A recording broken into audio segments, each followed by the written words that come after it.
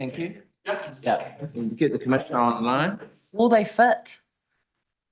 There's a lot of them out there. Yeah, there are. It's like, I reckon there's like 100 people out there. I don't think they're all coming here though, hopefully.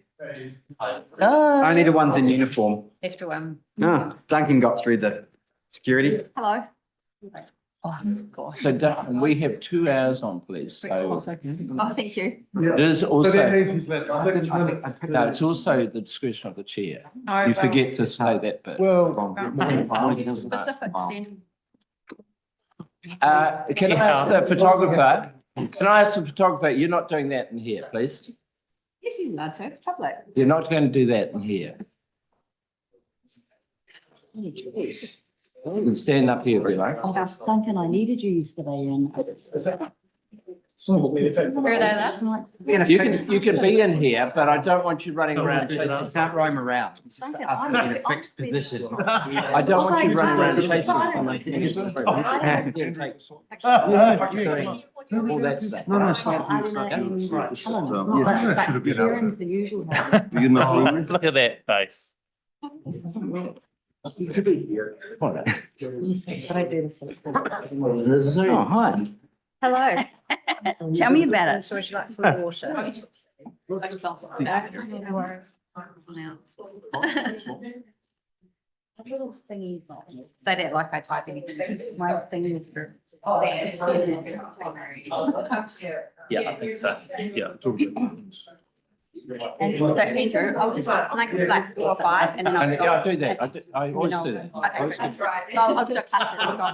And then I want to Nah, bring, nah. because they're going to do a bit of swap. Oh, no, not on this one. Righto, everyone. Not entirely. Okay, first of all, I'd like to thank the Minister for turning up again today. We've had you the other day on a different matter. Also, I'd like to acknowledge the Commissioner, Richard Chambers. You're in London, I think. We're aware that you were going overseas, so away on important police business. But I'm very glad that you're up, probably in the middle of the night doing this conference. Just want to acknowledge all the other police in the room. We've got 2 hours on police this morning, but we've got an hour and a half with you, Minister. I'm going to let you do some introductory comments and then obviously we'll get into it. well, yeah, thank you, Mr. Chair, and thank you to you and the committee. I've got the leadership team here from ECFO. I'll allow Karen to introduce herself and from the police, and obviously Mark Mitchell, Minister of Police, and also Minister for the Serious Fraud Office. I've got a very short opening comments. I'll pass the others to introduce themselves. I'm Deputy Commissioner Mike Pennant. Good. Good morning, Andrea Conlon, Chief Operating Officer, please. Karen Chang, Director of the Serious Fraud Office. Cool.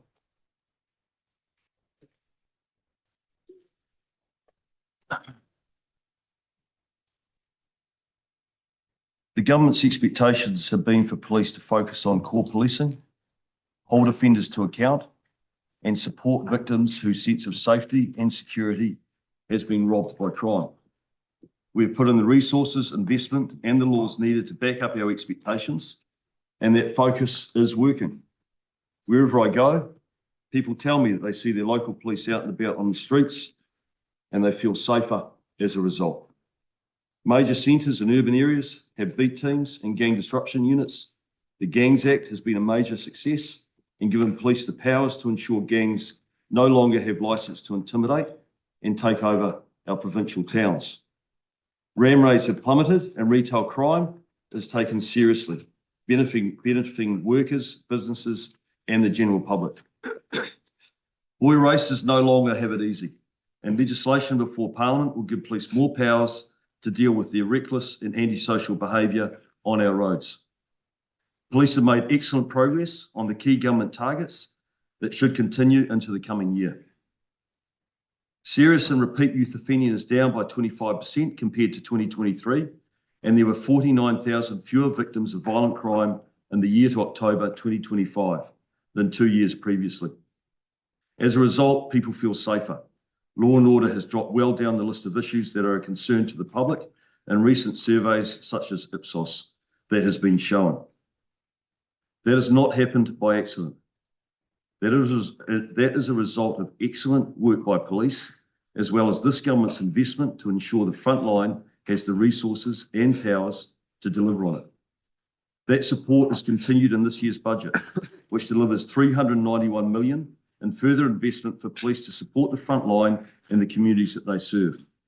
Budget 2026 includes investments in technology, property, and 53.5 million funding for cost pressures to support the front line.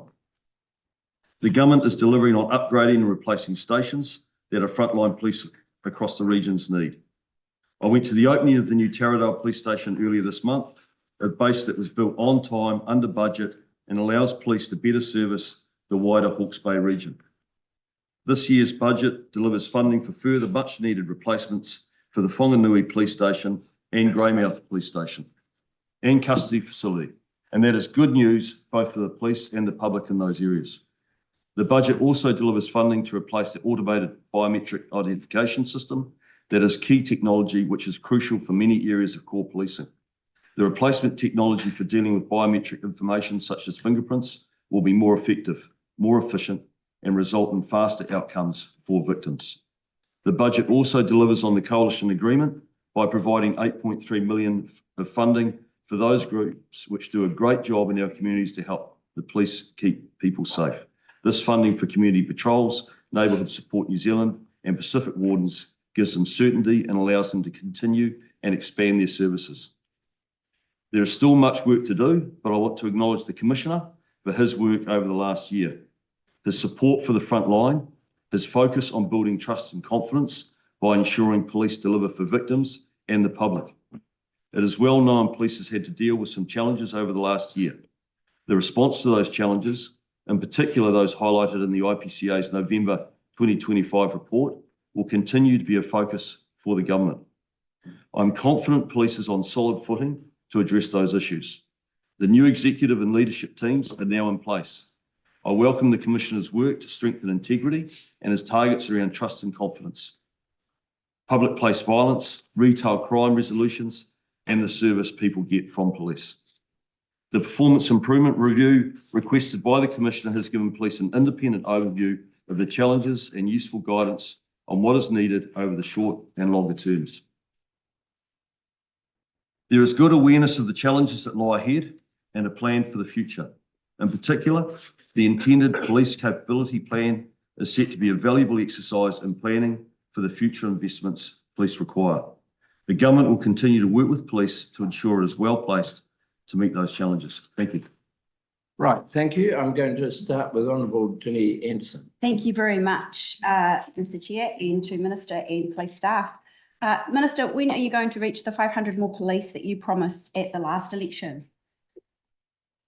Well, the police are doing an outstanding job. They've got a really strong pipeline of people wanting to join the police. We've got people coming back from overseas. And the numbers that I see and that are being tracked by both myself and my Associate Minister of Police, Casey Costello, shows that the police are on target to deliver the 500 towards the end of this year. You've given lots of other dates in the past. Why won't you give the public one now? Well, I've been very clear that that the police are showing a clear motivation to deliver on that target, and especially with the opening of the new training facility in Auckland, they've got a strong pipeline of new police officers, new people wanting to join the police. We've got a large number of people wanting to rejoin the police, which I take as a very good signal, and we've got people coming back from Australia.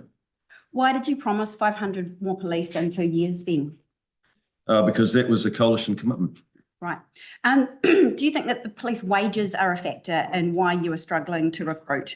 And if so, are you looking to repay the risk, as many police are asking? Well, I mean, on a personal level, I always want to see any of our first responders paid as much as we can afford as a country. There is currently bargaining underway, and it would be totally inappropriate for me to comment on that. So all members of Parliament have received numerous submissions from frontline police. I'd just like to read one out of the hundreds we've got. Quote, "We are increasingly understaffed, routinely exposed to serious violence and expected to absorb the cost of that risk. Like many colleagues, I work long hours, take danger home with me, and still struggle with the cost of living. The reality is pay no longer reflects what we are being asked to do. Will you show up for us or you repay the risk. Do you have a response to that, Minister? Yes, I'm very proud of the work that our frontline police officers do. I'm very aware of the challenges that they have, and that's why this government has invested enormous amounts of money into our police, into our frontline, to support them, to give them more powers. Since we've come into government, there's at least an additional 250 police officers already out there on the front line. We have freed up police officers from being mental health workers. So the police are in a very good position in terms of frontline strength. There's more police to come, and there's been an enormous investment into the front line. When I became police minister, the police were going broke. The previous government had not invested in their cost pressures. They had not invested in their core, and they were in danger of breaching their appropriation. We immediately invested $120 million into police to stabilise them. And this government is a law and order government, and it remains committed to continuing to invest in them. That's exactly what we've done. I'm pleased you raised that, Minister, because you might like to explain to the public why for the second budget in a row, you appear to be paying for police wages out of time-limited funding. Why haven't you baselined the amount of money required to pay the wages of frontline police? No, we've provided money in this budget for collective bargaining, which is underway, and it would be totally inappropriate for me to comment or talk to that. So that I've received that information through written PQs from you that the 50 million time-limited funding specified in the budget, 30 million is earmarked for wages out of that. Why have you not baselined the amount of money required to pay the wages of frontline I'm very police? clear that we have provided money in this budget for collective bargaining, and it is up to police then to enter into goodwill collective bargaining with the association and the police guild, and that is underway at the moment, and it would be totally inappropriate for me to comment any further on that. I'm not asking you to comment Okay, on the one more bargaining. after One this. more. I want to know, why are police wages not part of the police baseline in the budget? Well, police have been funded for I'll say it a third time, police have been funded in this budget round for their collective bargaining, which they're in now, which they're negotiating now. Why have you not baselined that money? Why is it time limited in that's good. budget? They've got the money available for their collective bargaining. What happens when it runs No, out? that's it. This is the last one, Jenny. But you've got a question or is that? Okay. Right, I'll go to. Thanks, Chair. Go ahead. Thanks very much, Minister, for joining us this morning, and thanks for the commitment that you've made to community across the country like Wanganui. There has been some media report, though, about the fact that the Wanganui police station, for example, was something that was already promised. Can you comment on the journey that's got us to today? Well, like a lot of things, there might have been a public announcement about the Wanganui police station, but there was no funding for it. And so this government has found the funding to actually be able to deliver the Wanganui police station, and police recognise that as a priority because it's part of a broader justice precinct that has been delivered there. So under your leadership, the community can have confidence that that money is actually allocated. That now money is and allocated, it is ring fenced, and police will start working on that immediately. Supplementary, Chair. Can you just also tell us about the other funding that's gone into that community to improve the police facilities in Wanganui over the last couple of years that have led into this decision being made today? Andrew, do you want to speak to Sure. that? So we'd previously received funding for the custody care facility, and the works on that is underway. So that is a shared facility with Ministry of Justice, which will be operational in time for their new courthouse. The new funding received through Budget 26 is specifically for the station aspect of the hub, which we will now continue. Fantastic. All Thank you. right, good. I'm going to go to Timothy Paul. Cool. Morena. All right, I've got a couple topics that I'm interested in today. Mainly the move on orders. The other one is children being held in. Just make sure there's a reference to the budget. Yep. Right? Police held in, children held in police cells, which might overlap a little bit with Orangatamariki and the stalking law, and just how you're preparing to implement that and what costs have been associated with that. So starting with the move on orders, that's a piece of legislation that will come into effect before the next budget.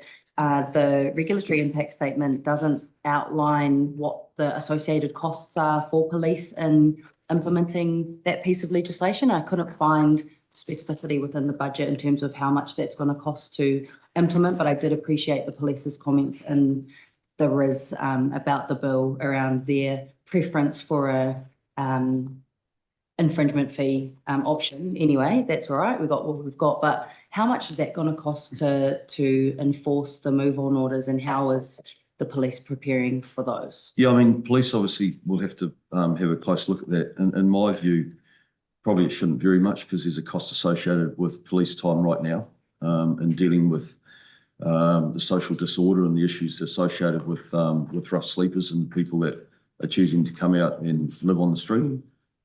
As we both know that not only do they get used by gangs to peddle drugs or behave antisocially towards the people that the residents or the people that are coming to the CBDs and want to enjoy the CBD, they're also at risk themselves. We've had really clear advice from St John's that, and we saw a very clear example of that in Christchurch about a month ago, where a rough sleeper was stabbed.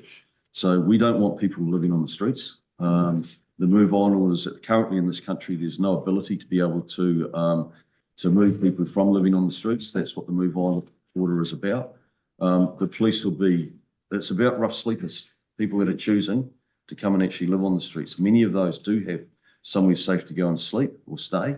The ones that are in genuine homelessness, I think that recently I was up in Auckland and met with, the city mission, and they brought forward a couple of really good policy ideas around how we can perhaps, and this is something that we're looking at. It's not something that's been announced as policy yet because it's going through the process of sleep committee, etc. But a requirement to engage. So, if the police are dealing with someone that doesn't have somewhere to go, doesn't have somewhere safe to stay, then there's a requirement for the government to engage and identify what are their needs, if they're genuine homelessness needs, and then meet those needs. And I think we'd get a nice balance around, the move on order. I thought that was actually some really good ideas that were brought forward by the people that are also remembering that police are dealing with rough sleepers all the time. So are the city mission. They're the same people. Yeah, and I think it was really awesome that you went up and spent time at Kickback Make Change with some of those organisations that do support people who are rough sleeping. How does I guess, budget commitment, which we don't fully understand yet, and the policy rationale that you just outlined align with the fact that public disorder is at a 10-year low, according to police data?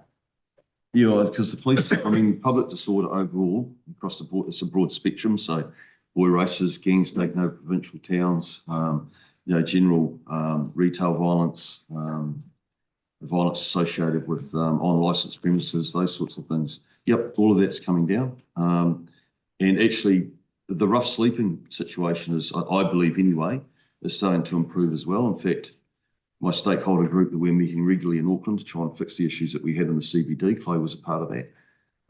We started to see some real gains, but we have got a really difficult, stubborn group there that just insist that they want to come out and live on the street for whatever reason. And so that is what the move on orders are there for, so that we can, some of them don't want to engage with central government. I heard that when I was up with the City Mission and other groups, that actually there's a deep suspicion of central government and local government, and they don't want to engage. We have to have some sort of mechanism to get them to engage and then try and build out that trust. And actually the move on order will be a very good mechanism of doing that. And that's why I think sitting on the other side would be a very good idea for the government to have a required to engage clause in there too. So that the people that are genuinely homeless, we can actually identify what the issues are and then go about actually fixing those. And as you know, because you're the person who I believe signs off when we meet with police. So as you know, you've signed off a couple of meetings that I've had with senior police officials, and some of the conversations I've had, my understanding was that they were seeking a move on order in the first place for drunk people who stumbled out of the club at 3 a.m. and were just a complete nuisance to the public and started fights and were disorderly, as opposed to it being a tool used against people who were rough sleeping or homeless. So it seems like the purpose that police wanted these move on orders maybe has been a bit contorted by politics. No, I don't think that's Maybe Sunny Corshall? No, I think that's definitely an issue, though, is that people that come into the CBDs and then want to cause trouble, They take up a lot of police time. So it's good that the Move Onwards will be able to assist with that as well. I sort of want to get rid of this sort of perception that's trying to be built in this myth that the police want to go out and target people. They don't. They actually just want to help people. That's what they're motivated for. That's if you go to a graduation and see our young police officers graduating, they're in their public service because they want to help and support the community that they're in. And they don't want to, no one wants to see homelessness. And they'll do everything that they can to be able to assist and support making sure if someone is identified and they're homeless and they need some support, then that can be delivered. They can't deliver that.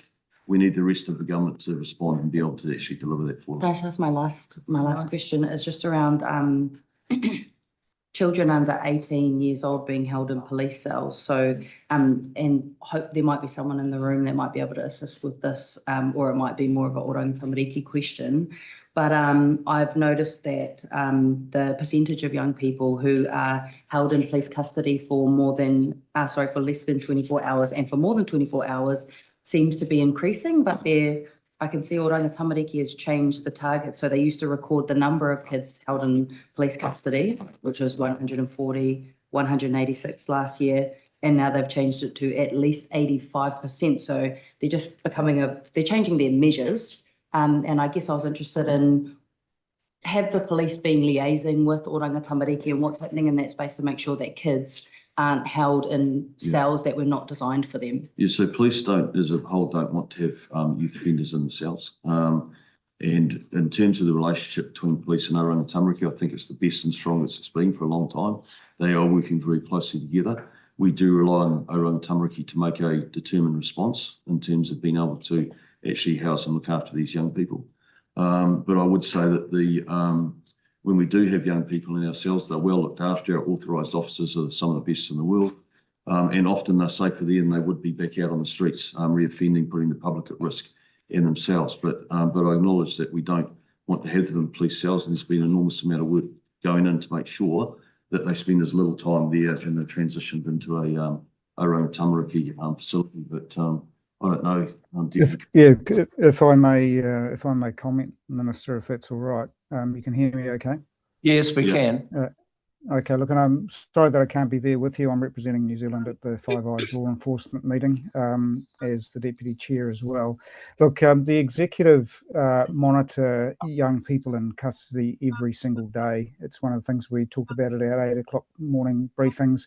We want to ensure that young people are kept out of our cells, but for a range of reasons.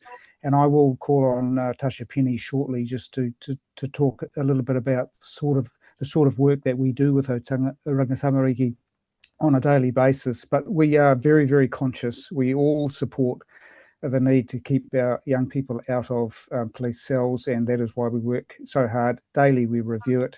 And, you know, most recently, this morning, even dialing into the executive meeting here from London, and I see there's one young person, or we work hard every day to make sure that they are taken out of custody as soon as possible and put into an appropriate location. But Tasha, would you like to add anything further?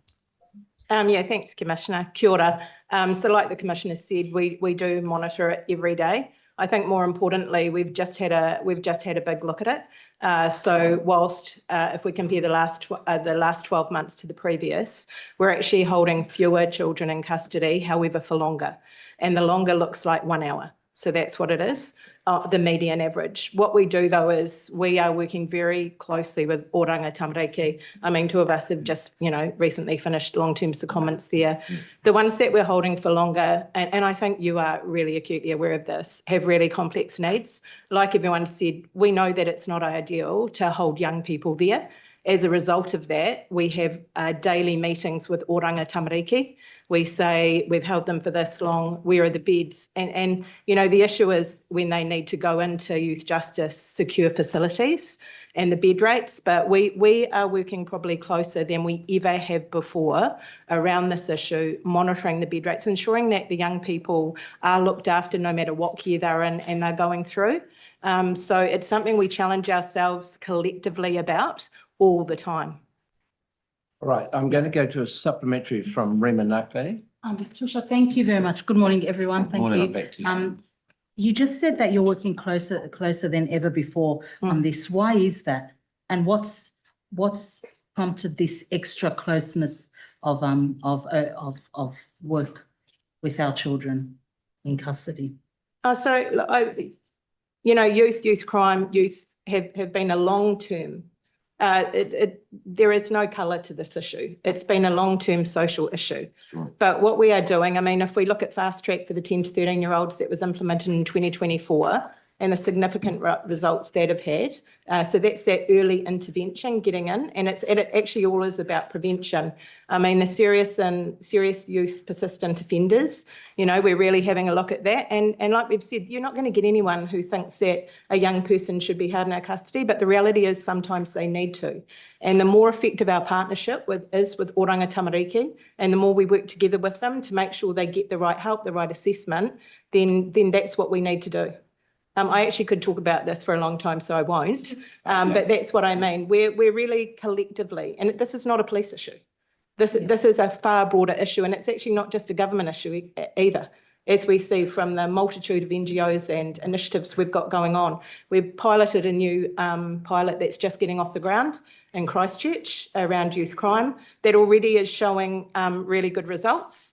And I think the key thing is we're co-locating around youth crime with Oranga Tamariki, and we are working together as a team, because that is the only way we're actually going to make long-term impacts with this issue. Yeah, and I think there's just like, I think the Assistant Commissioner just made a really good point, is that both agencies are getting stronger because there's been that cross-pollination. So you've got Assistant Commissioner Penny, who's actually being seconded into OT.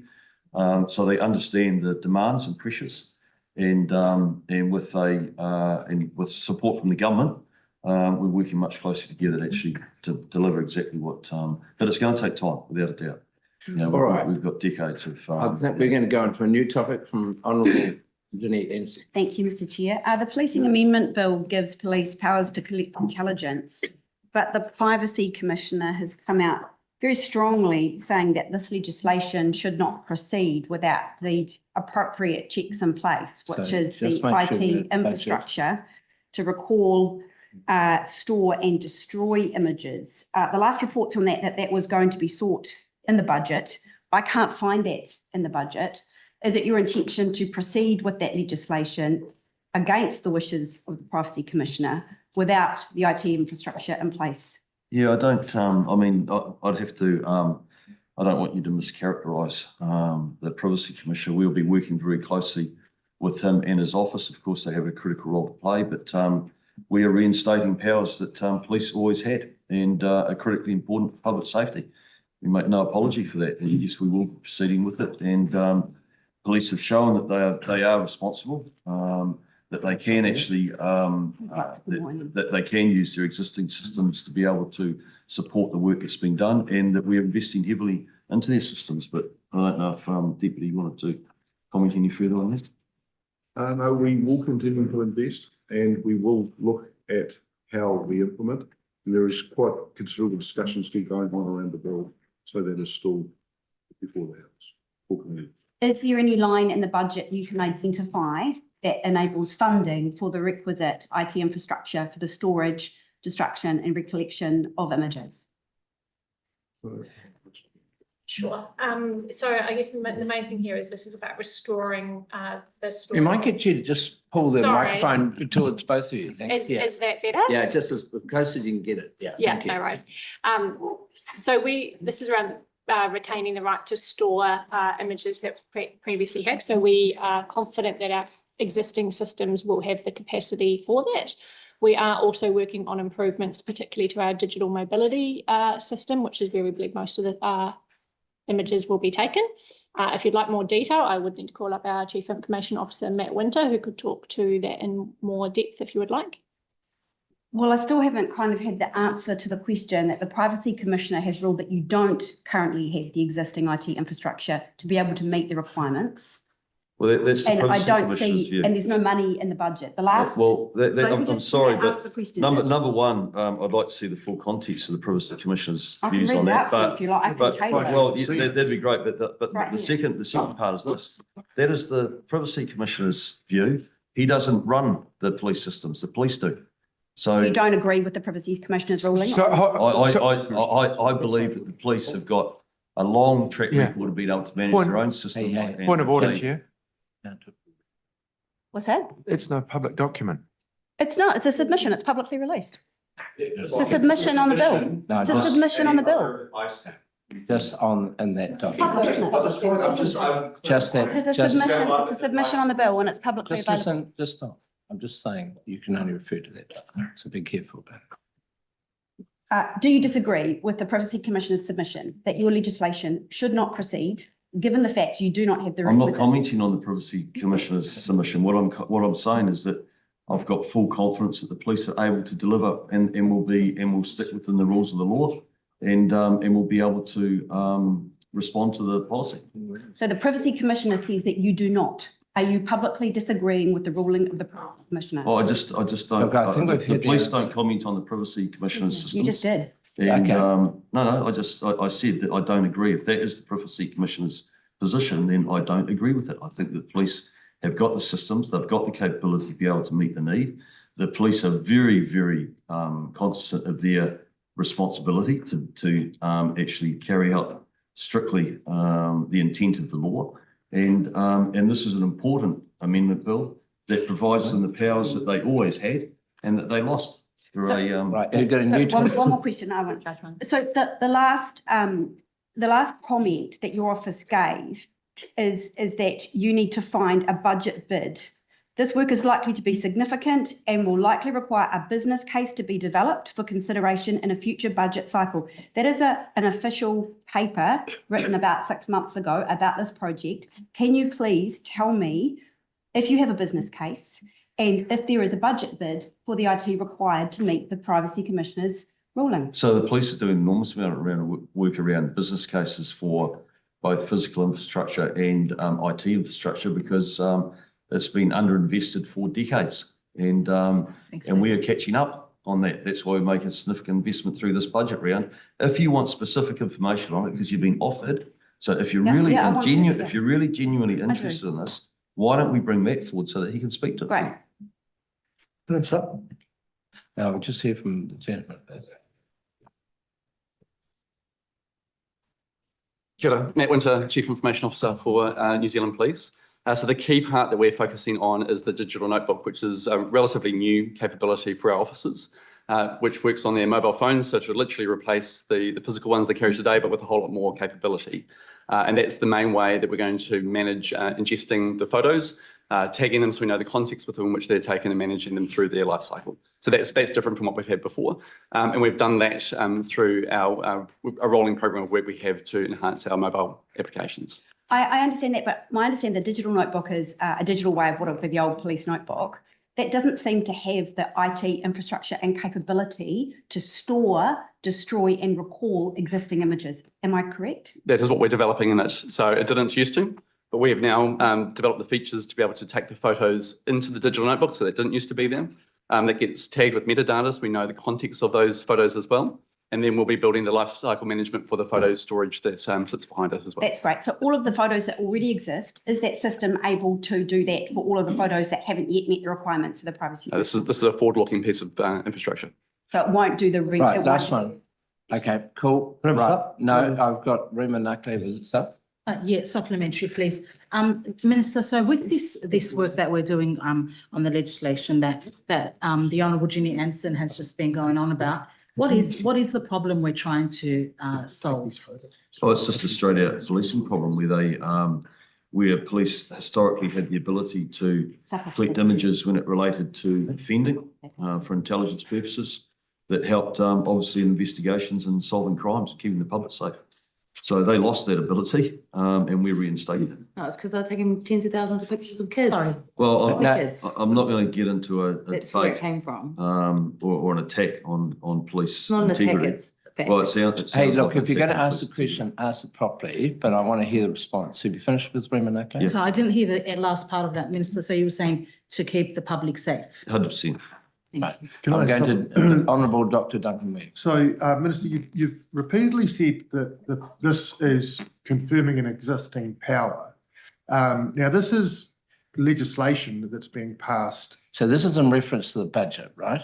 Yes, it's absolutely in the systems in It's here in place. the budget. And the minister said in his opening that this legislation recognises an existing power. So he's opened up that line of questioning. I'm supping off that. No, you're not. Supreme You Court bring said- in relation to the budget. Yeah, well, it's about how he's going to manage it. But I'm interested in him explaining how he can say it's an existing power when in the Tamifuna case, the Supreme Court said that the conduct of taking photographs there and the resultant intrusion is not lawful. And to retain the photos on the NIA was not lawful. And it amounted to a warrantless and illegal search. So how can you continually say that this is a recognition of an existing power when the Supreme Court concluded that to take photographs for intelligence purposes was not lawful? So the police had that ability before the finding of the Tamifuna case, and we are reinstating through the bill their ability to be able to collect images again. Simple as that. Okay, I'm going to Mr. Todd Stevenson. Thanks. Maybe it's a question for you for a start, Minister, but I'd be interested actually in the Commissioner's comments. You mentioned the Commissioner had done this performance and improvement review. I'm assuming some of the money in this budget allocation will go towards work programs related to that. So maybe just your initial comments on that. And then, Commissioner, if you could tell us a bit more about that review, what it found, and then what you're going to be doing in the year going forward to implement it. Yeah, thanks for the question. So I will look, that was a review that was initiated by the incoming Commissioner, which was helpful to inform him in terms of his strategy and what he was looking to achieve with the organisation, and probably the Commissioner is the best person to speak to that. Yeah, look, thank you very much for that. As the Minister says, it was me that commissioned that work. And the reason I did that was I wanted to have an independent assessment of where we're at as an organisation and what are the things that we need to work really, really hard at over the next few years. So it was helpful to point towards further work that we need to do in terms of our integrity action plan off the back of the IPCA report last year. That's the first thing. The second thing, in terms of the investment in the corporate side of policing, and how we need to continue to look to develop capability across the various functions that support frontline police. There was also a piece in there about ensuring that the work and effort we put into investigations is the best that it can be over the years. We've become quite specialised, and we want to make sure that right from the time a new member of police, a recruit, is trained right through their policing career, that they have an appreciation of how a case works its way through the pipeline, and that they're confident in dealing with that. So it's about an end-to-end process about how do we deal with investigations. And then the other key thing is that reinforce just how much hard work we need to continue to put into being modern, making best use of technology to help us be our best, to get outcomes. So it presented some core themes for us, which we've turned into a plan, which in the executive we monitor frequently. Actions are assigned owners, and I'm really confident with and pleased with the progress that we've made. It's early days, of course, but it was the right thing to do to commission the work, because certainly through my time in tenure as the Commissioner, I want to make sure that we're doing the absolute best as a law enforcement agency to keep our country safe. Thank you. And a quick supplementary, if that's okay, Mr. Chair. And you specifically mentioned the integrity action plan. Yeah, I mean, I'd be again, keen to get some more detail on what you've got planned in the coming year to support that, because obviously, trust and confidence in the police is a key pillar of what we're concerned about. And look, let's be frank, there's been some very high profile incidents in the last few years. So I think it is, and again, I know our frontline staff are doing their, hardest work every day, but I'm sure they also feel that some of those things have let the police force down. So just again, keen to get your comments on the work you'll be taking forward in this budget to really strengthen that area and make sure people understand their obligations. Because I think even recently, I'm concerned that people don't understand their obligations. Yes, look, thank you for raising it because this is an absolutely critical piece of work for us, and you're absolutely right. We've had our challenges in recent times with high-profile cases. I'm very pleased with the progress that we have made against the recommendations released by the IPCA at the end of last year. Some of those, in summary, include a rewrite of the code of conduct that has been done, and we continue to update that as we go, but that sets out much clearer expectations about what we do when we identify potential issues. It also, another recommendation is putting in place again audits and checks and balances to make sure that any inappropriate behaviour is identified. And as we know, that there have been a couple of examples where it is identified inappropriate behaviour. It's important that we shine the spotlight on where that's happening and when it's happening and deal with it. That's why we have re-implemented the checks and balances that were removed to identify behaviour that can impact on our trust and confidence. And then, of course, there's integrity training that we are fairly close to rolling out across the entire organisation, just to remind our staff about expectations and standards and accountability. And that applies to everybody. Whatever role we have in the police, whatever our length of service or rank, we are all the same. And it's a chance for us to remind the entire organisation of what those expectations are. So that's, in summary, where we're at as the executive monitor it frequently, and I'm pleased so far with the progress that we have made. It has required some extra investment in terms of our IT, time and effort. I've also surged extra resource into our National Integrity Unit to ensure that they have the resources to deal with the increase in volume of work and to position them for the future.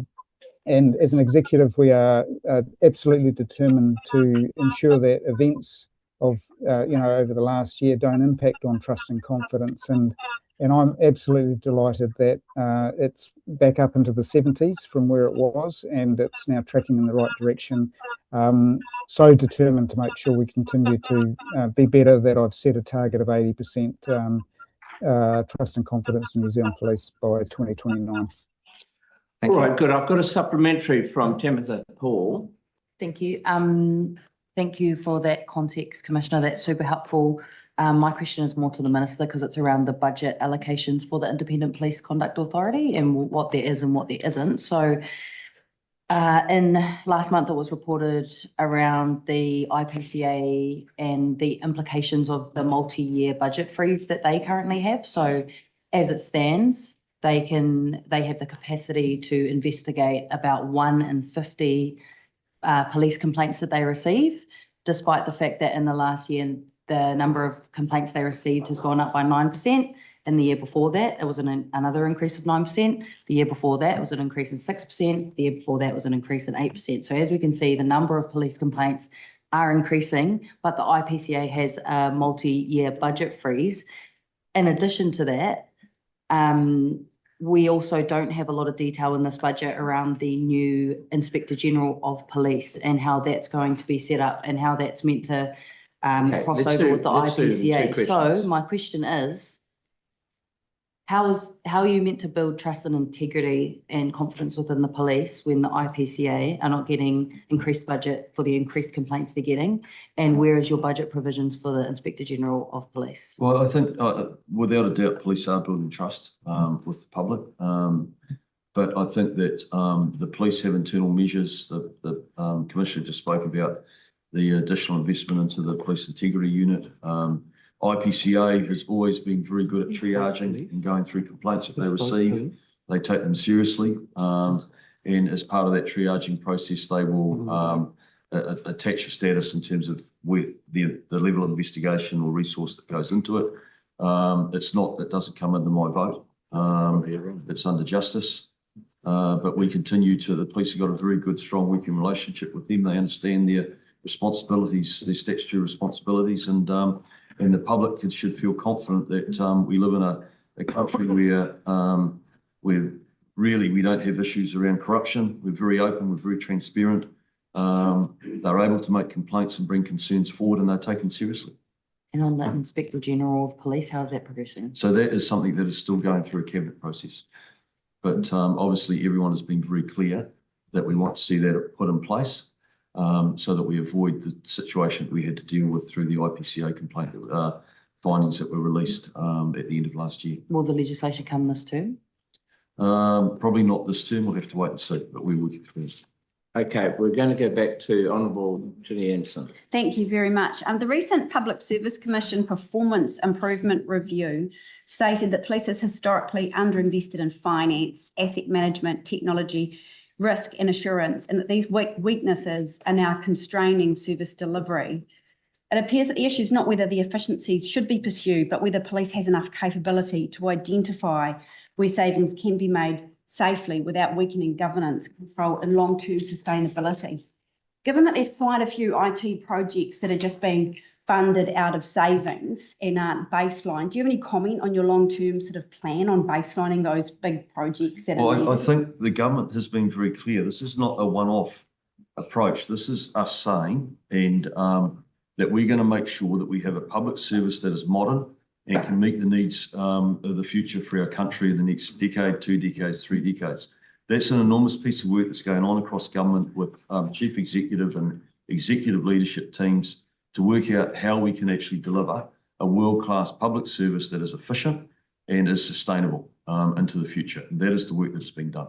So across frontline delivery, the police infringement management solution or the ticketing or the PIMS and capital investment, does the current vote now reflect the real ongoing cost of that service, or is police still relying on temporary funding mechanisms and rephasing rather than fully settling it in baseline? Well, I think as a government, we are making heavy investments, not just in police, but across the entire justice sector, so that they can provide the best world-class services on the front line to the public that expect them. And that means an ongoing program of investment in both IT and infrastructure. Maybe you want to ask someone to help out, because the question I asked is police relying on temporary funding mechanisms for PIMS, or is it baselined? That's the question. Did you hear that, Commissioner? Yeah, it's in and out a wee. It's in and out a wee bit, but I'll keep talking and hopefully I can answer what I think I heard. Is the PIMS out of baseline funding or out of other funding? Oh, okay, that question I'll need to go to Andrea for, and I can talk more broadly about one of the things that drops out of the performance improvement review is the need to develop a longer term capability plan for police. We've never done this before, but it's a 10-year plan that allows us to look at all the different components, as I said earlier, the corporate side of our organisation that supports frontline policing. A capability plan for 10 years will say, you know, over that period of time, where does the investment need to sit? What is it that we need to do? And that work has already begun. We've already taken on board very skilled workers, and we're learning from Defence who did this and others to say, well, what does that look like for the police? And Andrea or Mike, do you want to, are you in a position to answer the PIMS question? We're just talking about maybe bringing Matt forward, but the government has provided money for PIMS. But if you want to bring Matt forward to, yeah. Sure. So there's two halves to the infringement platform and the money that's required. So one's the build and implementation side, and the second is the run costs. So the temporary funding that we've got is for the build. And then the run cost, what we're actually doing is consolidating some of our technology platforms. So we've already got the run costs to cover that in baseline. So baseline going forward, Yes. PIMS will be covered. The operational costs of PIMS going forward are covered already in our baseline. Okay, that's what I wanted to think. What work has police done to identify the full cost to serve frontline policing and its supporting systems? And how confident are you that the current baseline funding is sufficient once all of those temporary cost pressure supports fall away? And that would include your wages. Sure, I'm happy to step in. So there is funding obviously in budget 26 that you've highlighted, which is our further top up of cost pressure funding. The Minister referenced in his opening speech that we will be developing a police capability plan. And so the reason for that cost pressure funding being time limited is that it aligns with the development of our capability plan. And so we can bring that forward, which will highlight those strategic choices and the investment choices for government on the long term. And that will cover kind of all of our infrastructure, people, capability, wages aspects. So we are started work on that now. We will be modelling that largely on the defence capability plan, noting that it's our sort of version 1, and bringing that through in the next year or so to inform future investments. And once that capability plan is done, should the committee expect further reprioritisation or adjustment once that's done? Those will be the choices highlighted in the capability plan for investment decisions. There are choices in there about which capability we want to invest in for police, both personnel capability and infrastructure. Thank you. And Minister, just one last time, because this is really important. Could you please explain why police wages are time-limited funding? Well, look, the way that police have handled collective agreements is that we have provided money in the budget, and they will make decisions themselves through the bargaining process whether or not they want to use additional money within baseline.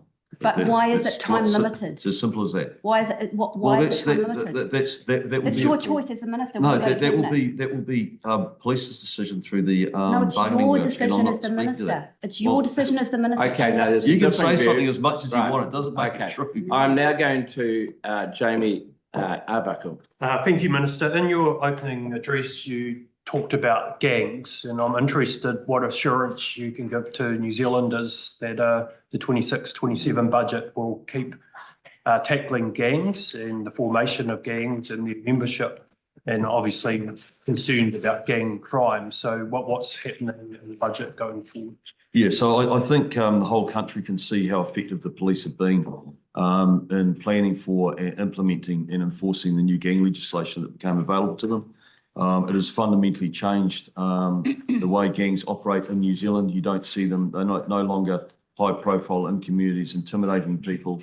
It's been a step change. And I think even some of the opponents to the legislation have come out and said it's even creating social change within gangs because they're actually questioning themselves, why are they a member of the gang? And in my view, especially every gang member that has children, if they choose to leave the gang environment, which we know intergenerationally does so much damage and harm, and rejoin society in a positive way, then that is hugely positive for us as a country. So that we will continue to target gangs. It's pretty obvious that our objective is to make being a gang member in New Zealand a very difficult and hard thing to be.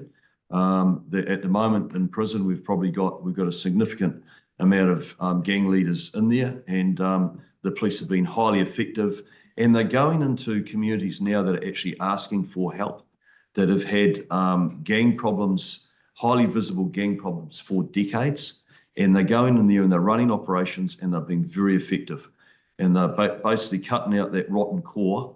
At the heart of it, we will try and rehabilitate those people through the correction system, but it gives the community a bit of a breather and the ability to reset. And so I'm really proud of the work the police have been doing. That will be ongoing. Just a supplementary, the units that have been set up to deal with gangs, they've maintained. Are they something that we need to put more resource into? Yeah, no, we've stood up additional gang units. We've obviously alongside the beat units. And by the way, all of these units will work across purposes as well. If there's a requirement somewhere, then they'll be pulled in for more resource to go and support one another. But I don't know if the deputy or the commissioner want to speak to that. Yeah, I can probably speak to that, I think, Minister. We're certainly very proud of the progress we've made since November 2024, and we've had over 140 patches seized. We've had 620 plus other items of insignia seized, over 1,140 charges that are relevant to the legislation from November. I don't just think about a gang disruption unit, of which 77 of the 500 resources are dedicated to. I think about 10,500 sworn officers who are out there and have really embraced the legislation and are doing an incredible job. And as the minister has said, that's for all and sundry to see the difference that has made. And in terms of funding and how does that continue to enable us? Well, it's business as usual now, and every day we see across the country frontline staff embracing the legislation and dealing with issues that present, and our job's to enforce the law, and that's not going to change. All right, now I've got a couple of subs on this, one from Ginny Anderson. Oh, thank you, Mr. Chair. So May numbers have police at 10,528 and still more gang members at 10,544. Any views on the fact that we still have more gang members than police officers under your watch? I think the gang members are far better controlled now under this watch. There's no doubt about Police that. officers? I think they feel far more uncomfortable under this government than they did in the previous one. And the good news is that we're seeing gang numbers trending down, not trending up. So it's a good news story. You guys should be very happy. I'm sure you're regretting not supporting the gang legislation. And have there All been right, any- now I'm going to Todd Stevenson. Rima Nuckley, who's got a supplementary. Yes, thank you, Mr. Chair. And Commissioner, thank you. Just with regard to the answer you just gave, with the ban on gang patches, there was a lot of concern from some members about how the police are going to cope and the resources, et cetera. What have you been hearing from your police force with respect to this gang patch ban and the implementation of it and the effects of it? Yeah, well, thank you. In my Thank view, you for the question. sorry. Sorry, no, you go. You want to go, Commissioner, you go because it's yeah. Okay. Look, I spend a lot of time out there in the field, as do my executive colleagues, and the feedback that we constantly get is that frontline staff have really embraced and are feeling very empowered by the legislation that has allowed them to do their job even better for New Zealanders. So it's inspired them, it's empowered them, and the results speak for themselves, and that certainly won't be changing. They're very happy with how things are tracking, and so is the executive. Thank you, Commissioner. And Minister, of course, I'd love to hear what you were about to say while I'm drinking from my police cup. No, yeah. I think the Commissioner's covered on. Look, me personally, I just felt like we had reached a bit of a watershed moment for us as a country when you go back 2.5 years ago, and I was shocked to see gang members taking over provincial towns, schools having to close, members of the community unable to use roads because they were closed. And I thought, what are we coming to as a country? And so obviously the introduction of the gang legislation, you worry about it because you think, how is this going to play out in terms of the potential was there to be some conflict between gang members and police, and we don't want to see that.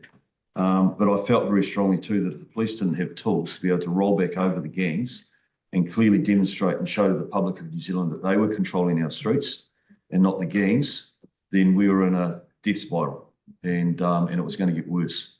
And so the police proved and showed everyone that they had deep capability, they had the ability to plan for it, they had the ability to deploy, and they had the ability to enforce. And none of those concerns or fears materialised, which was great. And you can see how positive it's been for us as a country. Yeah. Right, now, members, we've got half an hour. I'm going to shake it up because I'm very conscious about Ms. Chang was sitting there from the Serious Fraud Office. So I've got two people I want to question. I'm going to start off with Camilla Village, and then I'm going to Todd Simpson. I've still got another powering after that. Yeah, I will. Thank you. Thanks for being here. I want to talk about an area of crime which has been increasing, probably the fastest, according to the Serious Fraud Office, the fastest growing area of crime, which is fraud and deception. In the budget bids under this government, the Serious Fraud Office's budgets have either not grown or been reduced, and in this budget they've also been reduced. So what is the government? First to you, to the Minister, and then it'd be good to hear some comments from the Serious Fraud Office as well. So what is the government doing to target this growing area of crime, which is affecting, with growth in technology, more and more New Zealanders? Yeah, so full recognition, very good question. And I will pass to the Director, and thank you for the question, because often we come here with the Serious Fraud Office and we go through the entire hearing without actually getting the question. So it's nice that they can actually, it gives the director a chance to talk about the work that they have been doing over the last 2.5 years, which is impressive. Fundamentally, we are not immune to the rest of the world when you see risk around corruption, risk around people wanting to, commit fraud and even abuse government processes and systems themselves. And this has been highlighted, and I see our Serious Fraud Office, of course, they have to deal with their name, obviously indicates the serious fraud. They're also our insurance policy as a country to protect us against those types of things, to make sure that we stay at the top of the table in terms of being a country that enjoys the fact that we have very low levels of corruption. But we can't ignore it. And so maybe with that note, I'll pass over to the director so she can actually talk to some of the initiatives, some of the things that they've been doing. Yes, they have been included across the public service in terms of how do we look at modernising, how do we look at being sustainable into the future.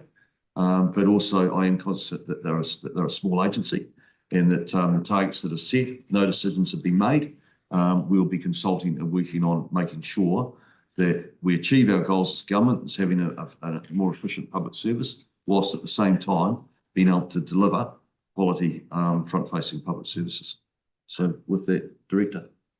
Thank you for that question. Yes, of course, in this climate, we need to absorb the cost pressures that come from inflation, but also because our operating environment is increasing exponentially, as you've mentioned.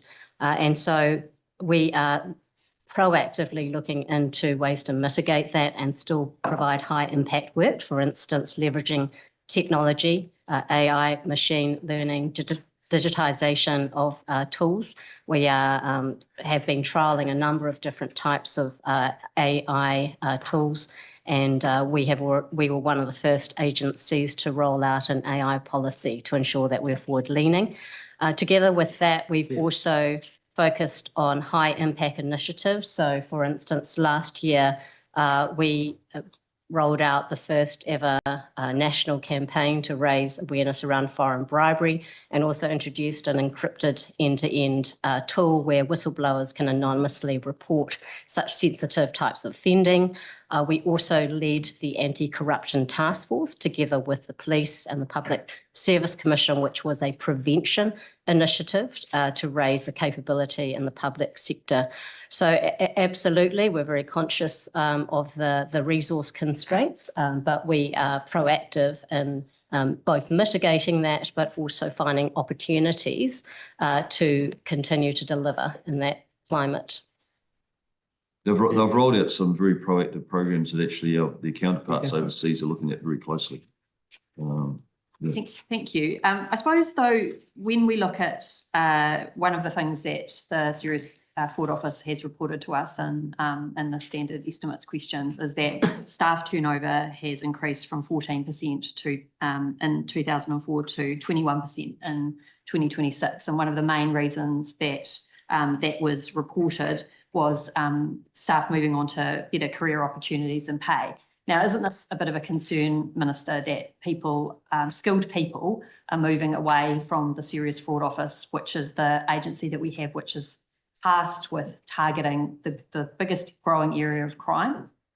Yes, it is. So, and you highlighted the issue is that people that come and work in the Serious Fraud Office are highly sought after in the private sector for their skills and their experience. And so this is the challenge. It's something we talk about. It's something that we'll continue to look at, into the future. To how can we mitigate that?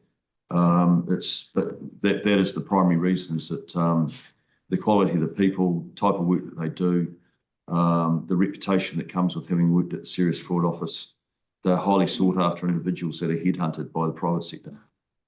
Those numbers reflect that. You can number? Right, I'm going to Todd Stevenson. Oh, good, thank you. Serious Fraud Office, yeah, small but mighty. That's also my personal motto as well. I'm assuming you don't have mugs. No. Anyway, look. That'd be a good one, though. It would be a good one. Yeah, look, probably more for Karen rather than the Minister. Yeah, obviously, yeah, we've talked about the complexity of fraud. Obviously, yeah, we had the long-term insights briefing with you. And a lot of this now is actually online electronic fraud. and again, we've basically said the budget's flat. Pretty flat. But do you have the in-house capabilities to deal with this complexity now, particularly of digital fraud? How are you developing that capability? Do you buy it in? And yeah, what are you kind of planning for the year ahead? It is an ongoing risk and challenge because it's a double-edged sword. On the one hand, the perpetrators can leverage technology. Now digital-enabled fraud is just exploding. On the flip side, law enforcement has the ability to take advantage of, as I've just mentioned, technology to assist us as well. If you look at how small we are, this is the reason why we've been able to be this small and keep up with the operating environment. It's not through traditional forms of investigation. We've had to leverage machine learning well before it became trendy through being able to lift the most important digital evidence in a safe way. But it is an ongoing challenge to get ahead and keep and maintain our capability, because it's not a set and forget type of skill set. As you probably know, every day there's a new type of iPhone that is released and new apps, and this sort of certification is highly sought after, and we take it as a compliment that our people are sought after by private sector and also overseas. In New Zealand, very few people have this sort of expertise, and so we often have to grow our own, and we have some of the most excellent technical people in the field, which we're very proud of. Having said that, it is one of the things that does keep me up at night around how do we keep ahead of this booming technology curve. We also host an electronic forensics club funding. So being the centre of excellence at the SFO, we actually, and recognising that there's very few of these experts in New Zealand, we actually service other agencies such as MSD, FMA, the Commerce Commission, because it would be inefficient and probably not feasible for them to grow their own, both in terms of hardware, software, and capability to do the work that they need to do. So we're very proud, small and mighty, but we also provide that expertise across the public sector. Great, well, that's a quick sub, actually. I was going to ask, you've kind of partially asked, so that's good. Obviously, centre of excellence, but then, yeah, do you also look at what other capabilities, say, the police or other enforcement agencies have? Are you benchmarking yourself against them? Or, yeah, how do you kind of decide, yeah, who's got the expertise, and yeah, do you share resources? Absolutely. I'd like to say that over the last few years, the relationship between those agencies that carry those expertise has been closer than ever with the Serious Fraud Office. So it depends on what type of expertise you're talking about. So Customs has particular digital forensics expertise, which they are involved in our club funding, pooling of those resources. We are very conscious around information sharing agreements and making sure that, because that's often a hurdle as well in terms of delays and inability to share information in a lawful but efficient way. And so we have gone quite a long way with other agencies to ensure that that can be increasingly efficient. And also we're very engaged with the FIU at police in terms of the huge volumes of data that come through their area through the anti-money laundering regulations. And we've had a number of secondments with these agencies to ensure that we can do that more seamlessly. So actually one of our detection intelligence officer is actually seconded part-time to the FIU to facilitate that. And that's really returned some significant. So Commissioner, please. Yeah, look, if I may just give you an example of the hard work that we do with the SFO, but also with other law enforcement overseas. So one of the things we did today here in London at the Five Eyes event is that we invited also to the table the leaders of law enforcement from France, the Netherlands, Germany, and Europol, as well as industry leads, Meta, Google, and Microsoft. We were all in the room today for the whole day, working out what can we do better together to keep our respective countries safe. Because if we think that the solution to the fastest growing crime type in New Zealand, which is not unique to New Zealand, by the way. It's a global issue. But if we think that we have the answers on our own shores, then we are not optimising that opportunity that sits offshore. So today, as a good example, is to say, well, how can we leverage the capabilities of other organisations? What are they doing? What skills do we need to think about, and how can we share? So I think it's probably a good example of what Karen and I do globally to try and deal with the increasing demand in this crime type.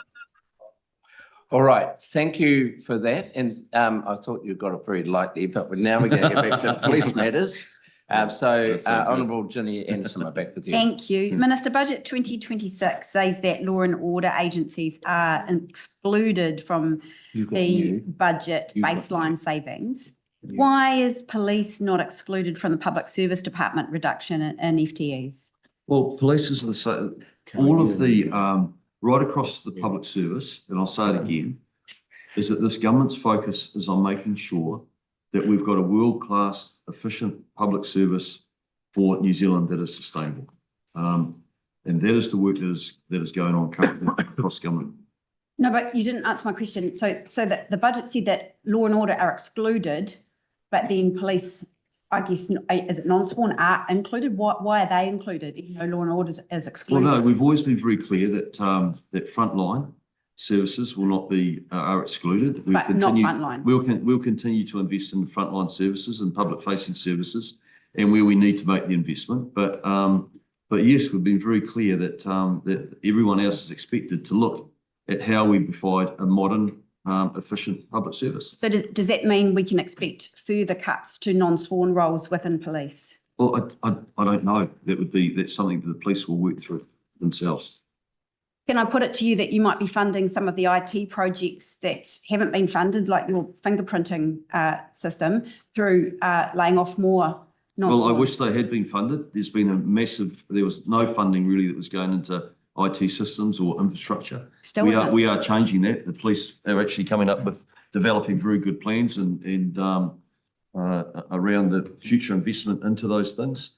Our non-sworn staff are no less important than our sworn staff. They're an integral part of the police organisation. But I'd say again that as a public service, or as a government, we have been really clear with the country that we want a modernised, efficient public service.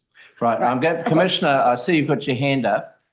Yes, look, if I can just correct a couple of things. So the police are excluded from budget cuts, and we are also excluded from FTE cuts. What we are not excluded from is the expectation that as a public service agency, we continue to look for efficiencies and to reinvest.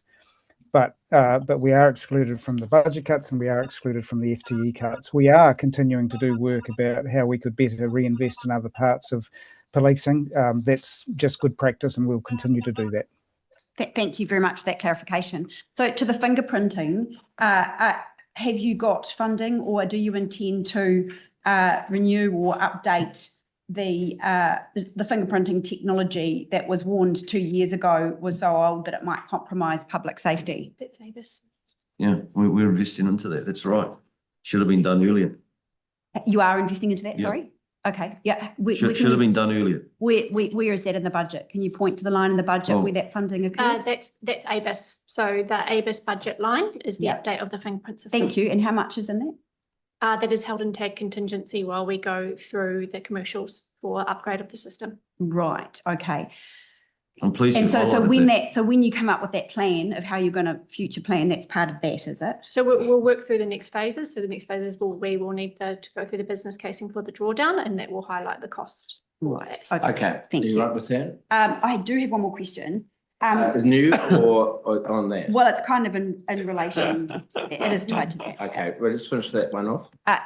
Can you see that there's a problem with transparency when there's no line-by-line amounts provided for some significant IT projects that are requiring investment, and you're taking this out of time-limited funding and underspends in previous years?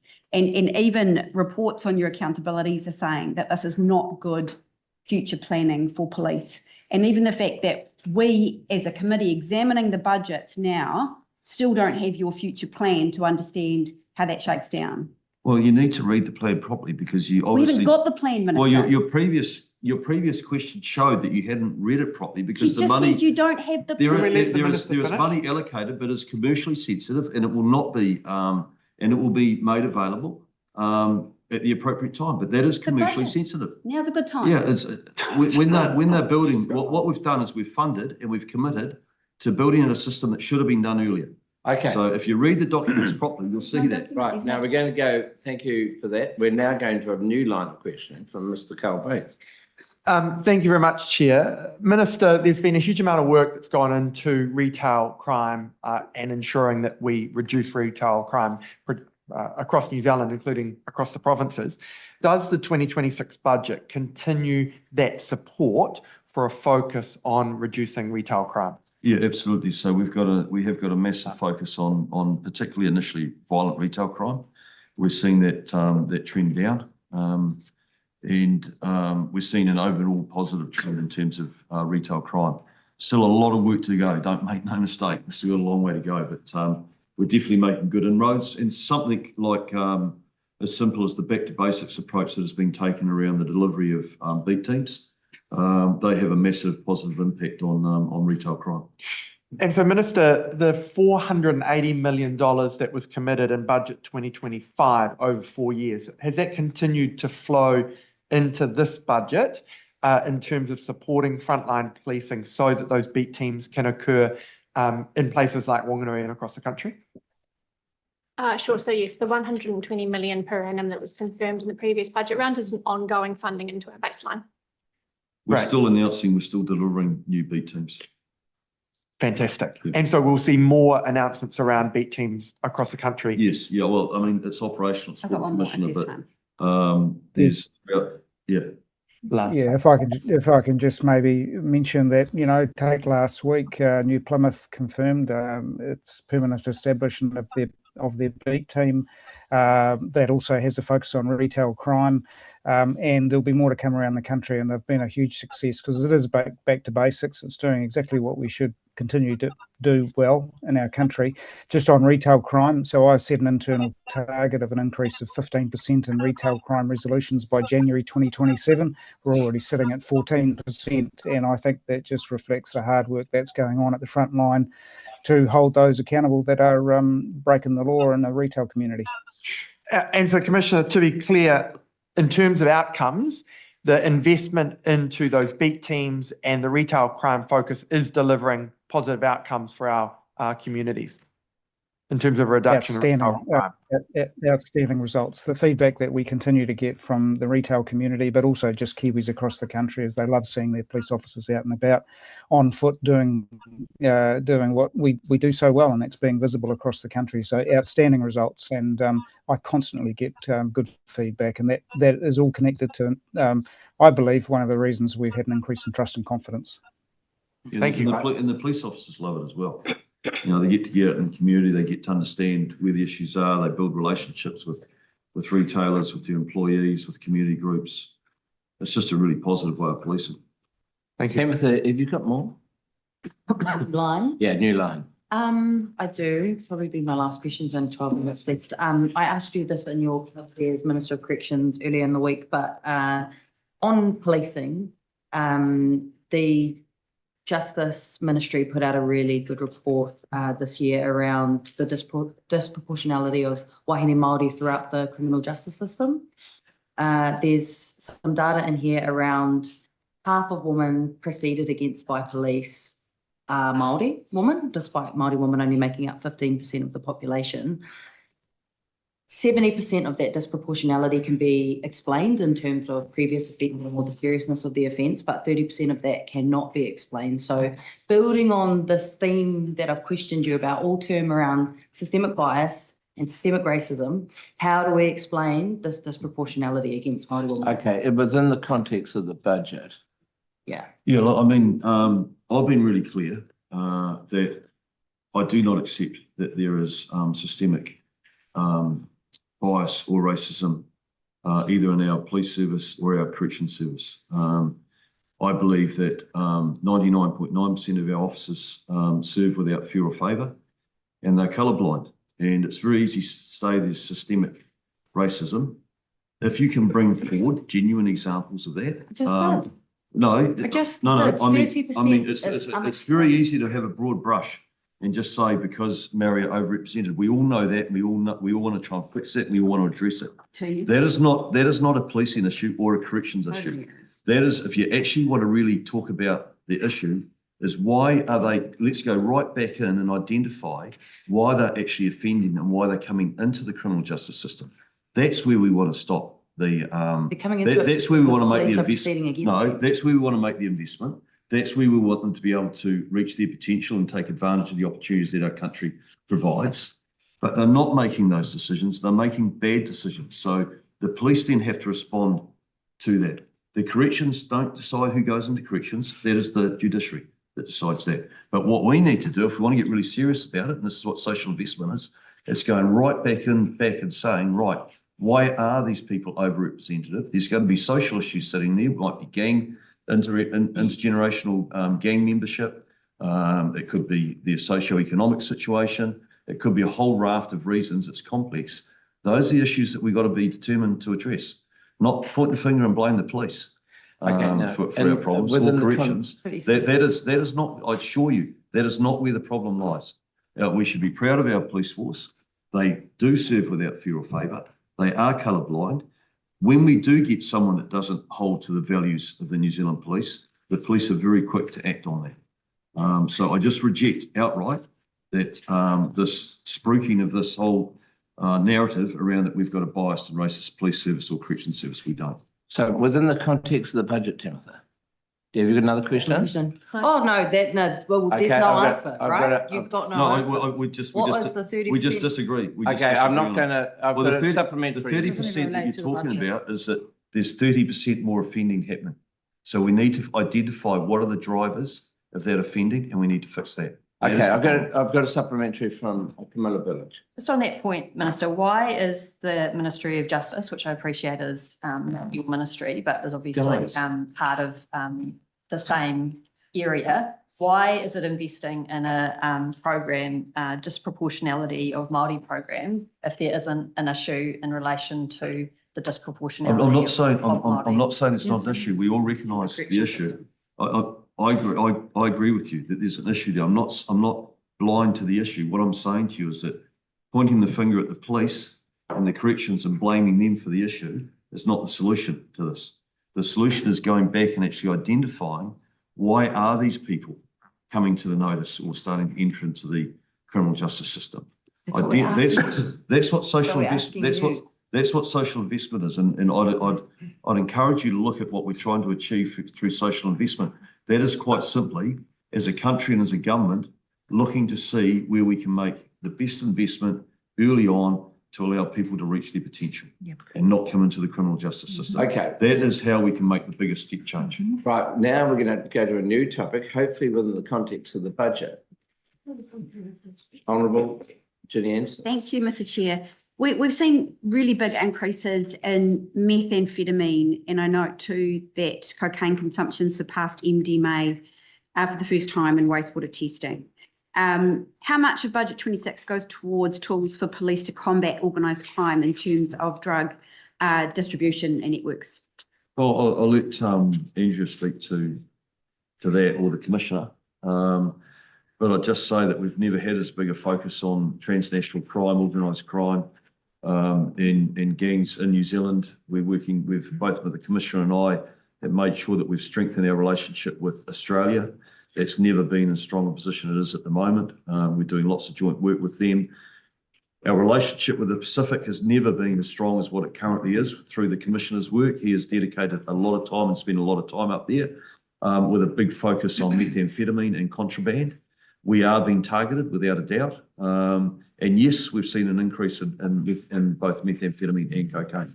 And we want to get on top of that problem. And a lot of the work that we're doing is laser focused on doing that. But in terms of proportionality, in terms of or other measures, Commissioner, do you want to speak to that?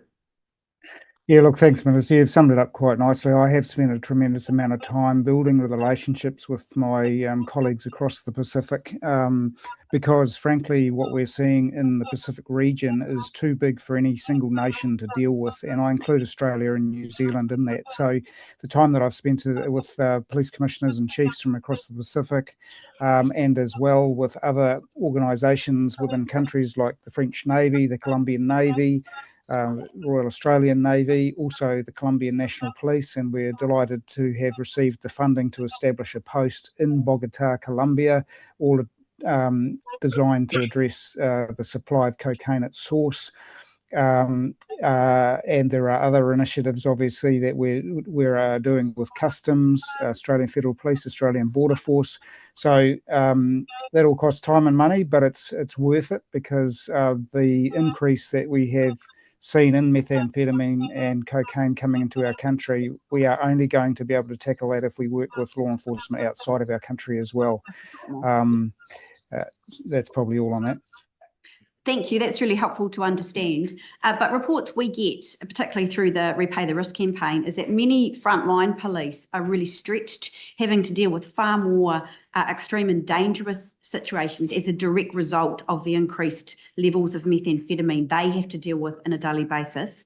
Is there any injection in this budget to assist frontline police officers deal with more dangerous and more extreme situations as a result of this meth uptake?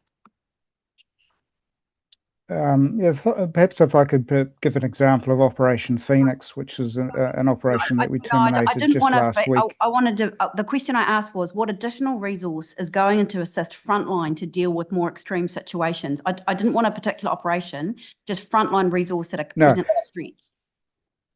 Okay, now somebody was going to use an example to demonstrate that. So the funding support that we've had has resulted in the gang disruption units, increases in our asset recovery teams, all of those supporting assets, which, they're complex operations, they take time, but that is all designed to deal with the criminal networks that are inflicting the pain across our country. Now, we hope, of course, that the difference that makes for our frontline police is it reduces the threats and it holds offenders to account, including gang members. So it may not appear direct initially, but of course, all that work does make a difference. And in terms of Operation Phoenix, that's in the far north community, because we think a year ago, and we heard about the stories coming out of Kaitauri and Kaikoui and what have you, and that's a consequence of us responding to the threat to those communities. Do you have any sort of view in terms of what future capability police will need to try and get ahead of this trend? It seems like there are record levels of profits being made by gangs now. While they might have been driven underground, they're still very active. What do you think we need in New Zealand to get ahead of this trend and equip our police to be able to try and combat it? Look, that's a very good question. I mean, I'm very proud of the work that my asset recovery staff do. In the year so far to date, $96 million has been seized and put into the Proceeds of Crime Fund. But if I think about where investment needs to continue, it is in our effort offshore with law enforcement outside of our country. It is into technology as well to ensure that we have the tools to be able to exploit and target criminal networks. We can't do that on our own. That has to be with some of our international partners as well and industry. So we are continually looking for opportunities to be better for our country. And I am very pleased with the progress that we have made. But yes, of course, we are disappointed with the increase in methamphetamine and cocaine that's appearing in our wastewater, and therein lies the challenge ahead of us. But if I can give the member if I can give the member a little bit of reassurance that the police are better funded, they're highly focused, and New Zealand is a safer place than it was 2.5 years ago. So we should be very proud of them. It's through their outstanding leadership, the work that our frontline officers are doing, supported by our non-sworn through the whole organisation. And I'm very, very proud. When you look around the rest of the world, our New Zealand police, I believe, are leading the way. Thank you. So a lot of the information I've seen is that there's been a shift to more online sales for drug dealing, dark web or online platforms that are encrypted. What work does police have underway to enable police officers, those detectives who are investigating those networks to be able to look into those spaces where criminal organisations have shifted.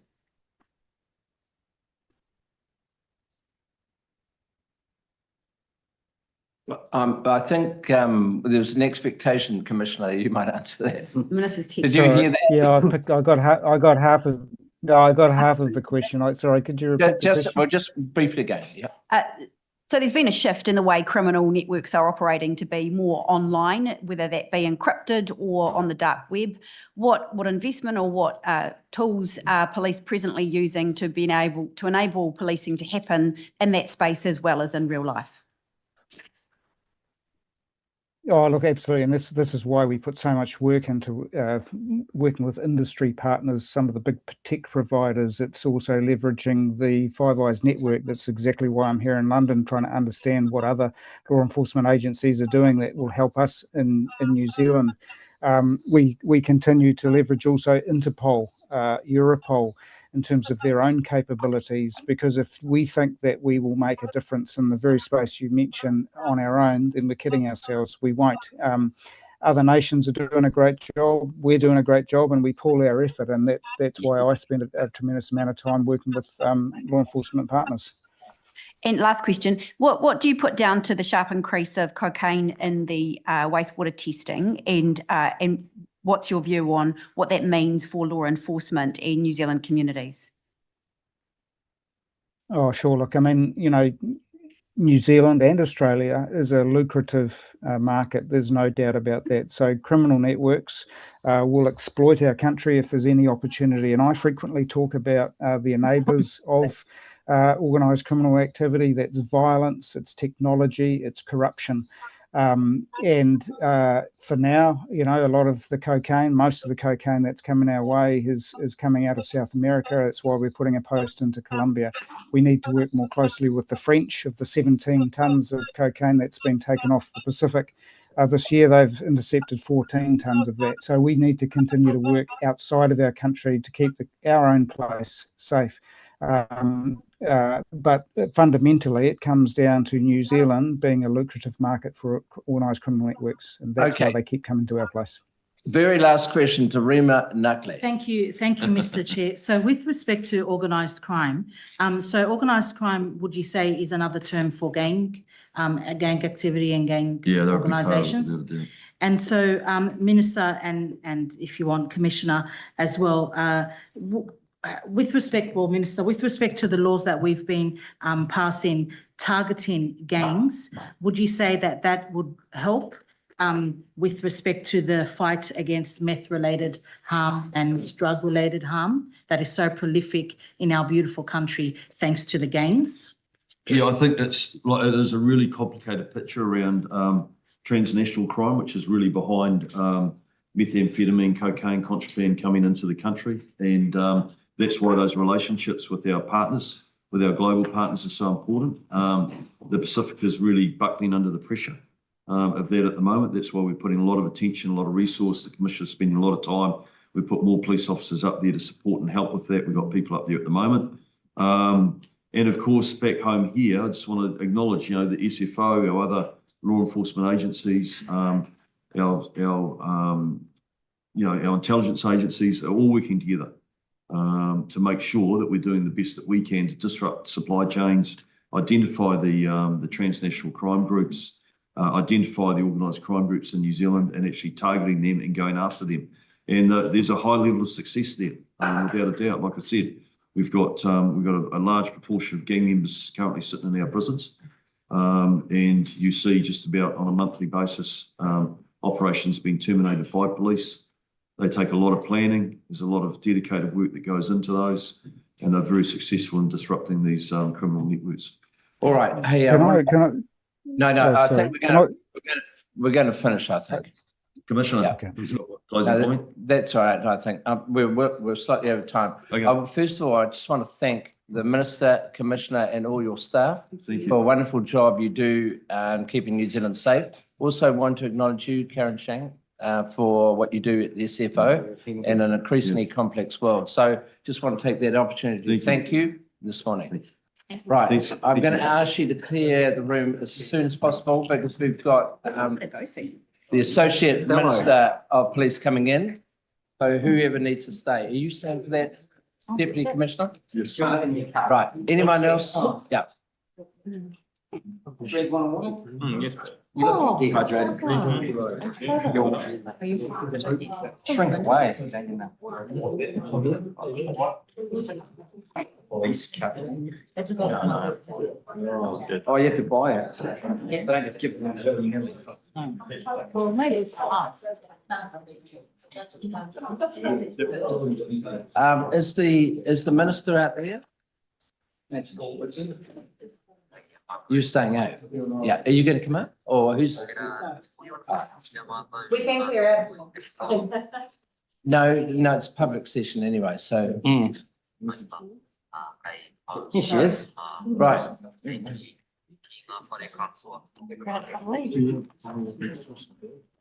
Yeah, that'd be good.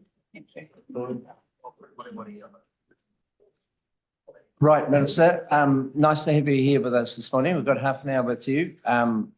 We had such an active session before. So hopefully some of the questions have been asked, but maybe you can just do some short introduction and then we'll get straight into the questions. Excellent. Thank you very much, Chair. As Associate Minister of Police, I have responsibility for transnational organised crime strategy, the resilience to organised crime in communities, or ROC program work and growing police's frontline. There is much outstanding work being carried out in each of these areas, and I thank police officers and staff across the country for their work keeping our communities safe. New Zealand has great police doing very challenging work. The coalition government is strongly focused on law and order and making our communities safer. I'm sure you'll want to ask specific questions about constabulary numbers, so I'll make a brief comment about the TSOC work, which now incorporates the ROC program. I'm absolutely committed to addressing organised crime because we want to stop its harm to our people and communities, to our economy and to our national and regional security. The Ministerial Advisory Group I set up provided valuable expert advice on key areas to make real progress in combating organised crime. This work has helped shape the transnational and serious and organised crime strategy and action plan launched in December last year, which will guide this work over the next 5 years and sets out key cross-agency initiatives to improve the response to TSOC.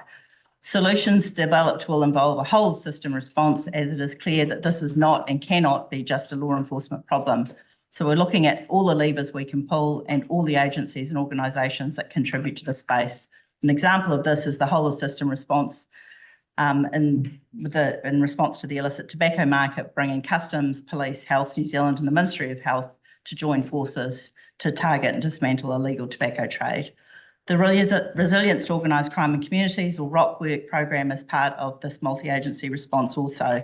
I've seen the breadth of work being undertaken through ROC and have been pleased to see the program expand, recognising that the crime landscape in each region is unique and needs responses that counteract the specific concerns and use the strengths of specific regions. What makes ROC so powerful is that it's delivered by locals who are designing responses within their own communities. And I believe that a sustainable, stable funding model for ROC will be important into the future. Okay, good. First question from the Honourable Ginny Anderson. You've got responsibility also for delivering the 500. Could you give us an update on when you estimate reaching 500 more police? Excellent. Yes, as we have now more officers than ever before, on Tuesday there was 10,506 officers online. We've invested in police to recruit and retain 500 more police officers. They've gone about delivering that. Without our investment and push and our backing of police, it's highly likely constabulary numbers would have declined.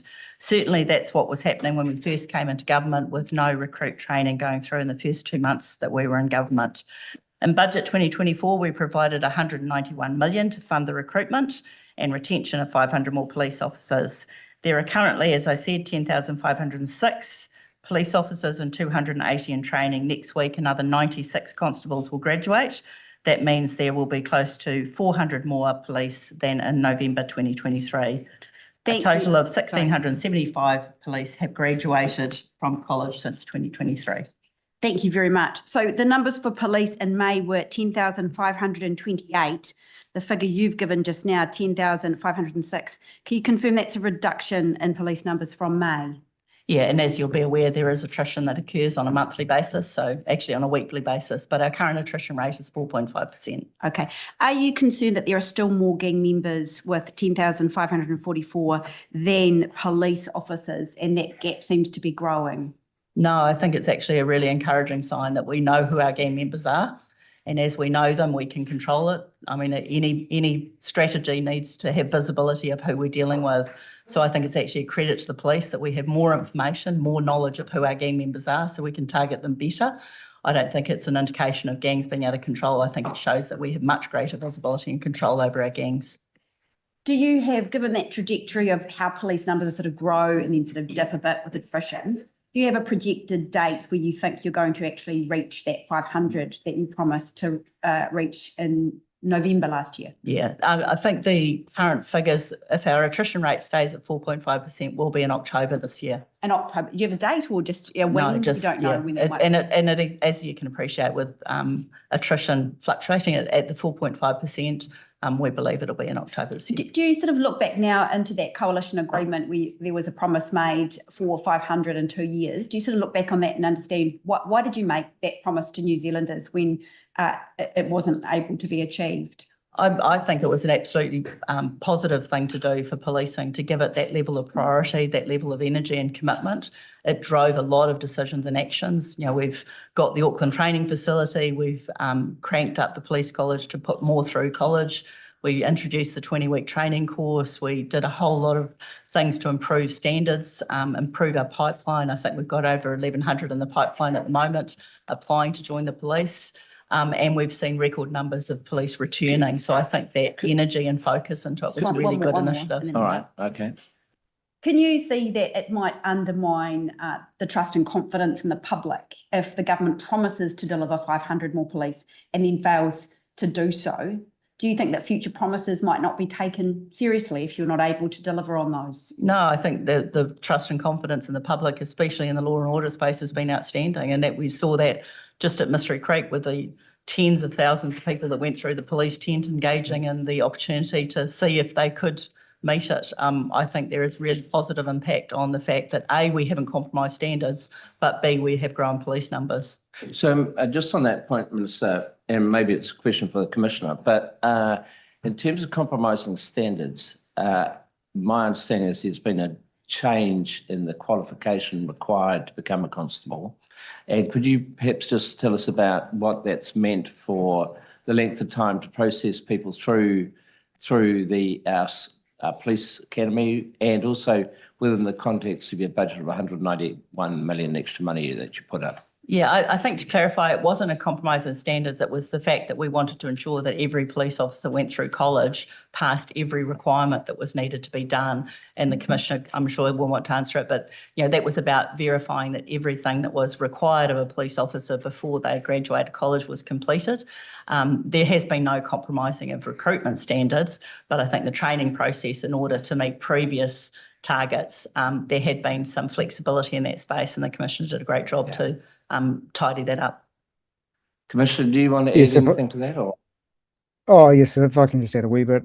Yes, I did make an early decision that actually I was not happy that some were being allowed to become police officers in our country, having not completed some of the standards that were expected of them. So I brought in an expectation that there would be no drop in standards, that New Zealanders deserved the best possible policemen and women that they could have. Has that meant that it's taken a little bit more time to work through that? Yes, it has, but I think in the long term that provides a better police force for our country. I'm proud of the fact that we made that decision, because integrity in policing and the service that we provide to communities across the country has to be its best, and there's no room for anything less than that. Good. Okay. Right. Next questions. Supplementary. Okay, cool. Minister, what does recruitment look like once the 500 new police reached? If that's reached in October, do we carry on and keep recruiting? Yeah, absolutely. The nature of attrition means that, you know, when you have a police force of nearly 11,000 people, which will be more 10,700 when we finish, even at a 5% attrition rate, that still means we need to have 500 going through college all the time. But what's been really encouraging is the way recruitment is being managed, the shifts, and Deputy Commissioner Jill Rogers has done a fantastic job in terms of that recruitment program, the way we're marketing, the messaging we're giving, and the attraction that we're giving. And those public-facing events are not only good opportunities to recruit, but they're also fantastic opportunities to promote policing and community engagement. So I think we've done a stellar job, and that what we've learned in that process, the 20-week training program ongoing will continue to ensure that we have outstanding police officers graduating from Police College. Cool. Now, hopefully to a new topic, back to Honourable Ginny Anderson. Yeah, I'm interested in the organised crime work. So we've seen over the past couple of years record levels of profits being made by organised crime in the space of the distribution of methamphetamine and other illicit drugs. Have you taken a look at Te Ara Oranga? Is there any additional funding for a program that has been in place for using health and law enforcement interventions simultaneously? Is there any more money for that, or any view to continue that forward? I mean, yeah, I have had a look at it. It's a fantastic program. I think Te Ara Oranga, there is one other, I think, I'm looking around for somebody. I think there's one other facility or system that's been set up using that program. But there are other also really good intervention programs that are being run, and that's where the ROC program, I think, is, as you'll know, that's the opportunity to actually drive that reduced harm, strengthening communities, those interventions. The addiction services, which sits under Minister Ducey's portfolio, has also had massive investment in that space. But yeah, that is part of the program, and this is why I believe that the ROC programming, having a ongoing consistent funding moving forward, is going to be important. Given that police themselves have said that gangs are making record levels of profit from manufacturing and distributing illicit drugs, is there any view to further expand the resilience to organised crime program in other parts of New Zealand? Absolutely. I know. I believe that we should be having a similar function in all towns, but at the moment we've got 11 communities that it's operating in. That is where that long-term ongoing funding. So we did have the announcement of additional funding through the Proceeds of Crime Unit. That's giving some boost and sustainability in the future, but future budgets will require. Richard. Commissioner, you got your hand up.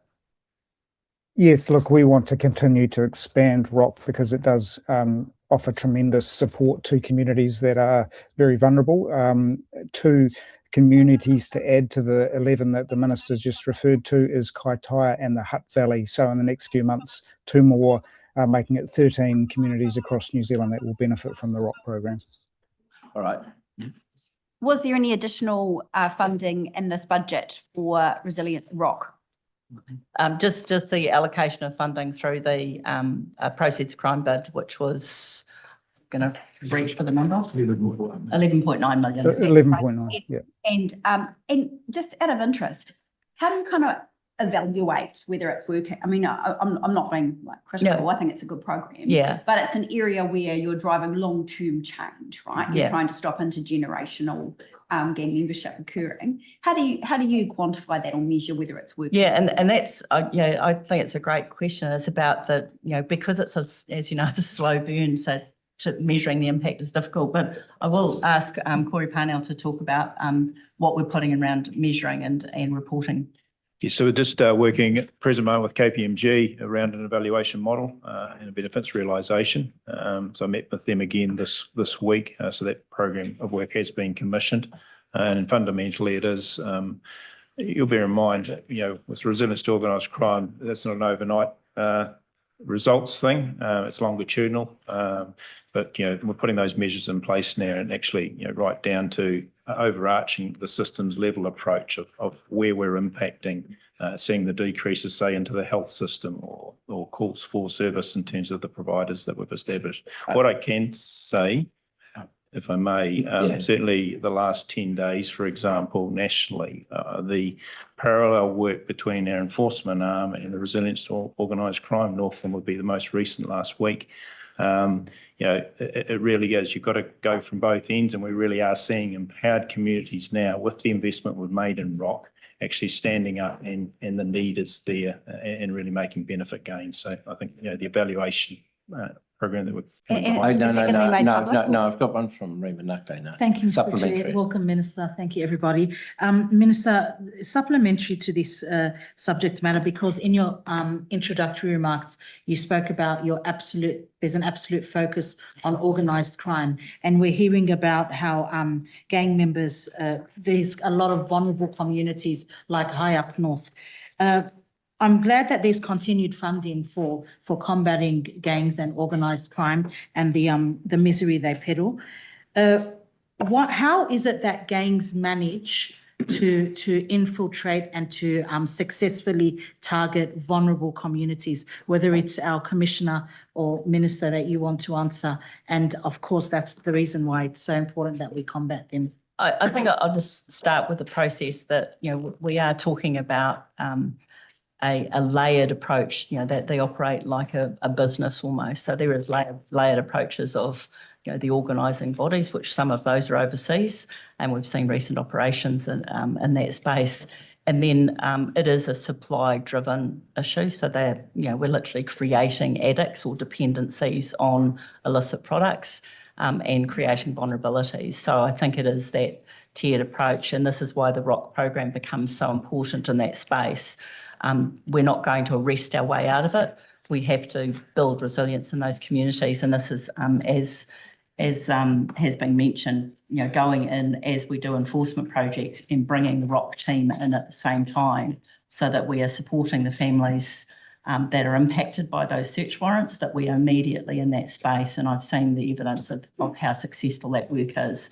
So it is about strengthening the families who are all impacted by the harm of this drug. So we have to, and this is how the layered approach of the gang network works in this space. And the organised crime, they are supplying enormous amounts of harm into these communities on every scale. So this is why we have to be to some extent agnostic as to commodity. So whether it's methamphetamine or cocaine or illicit tobacco or money laundering, all of those things will impact these communities, and this is how we strengthen them.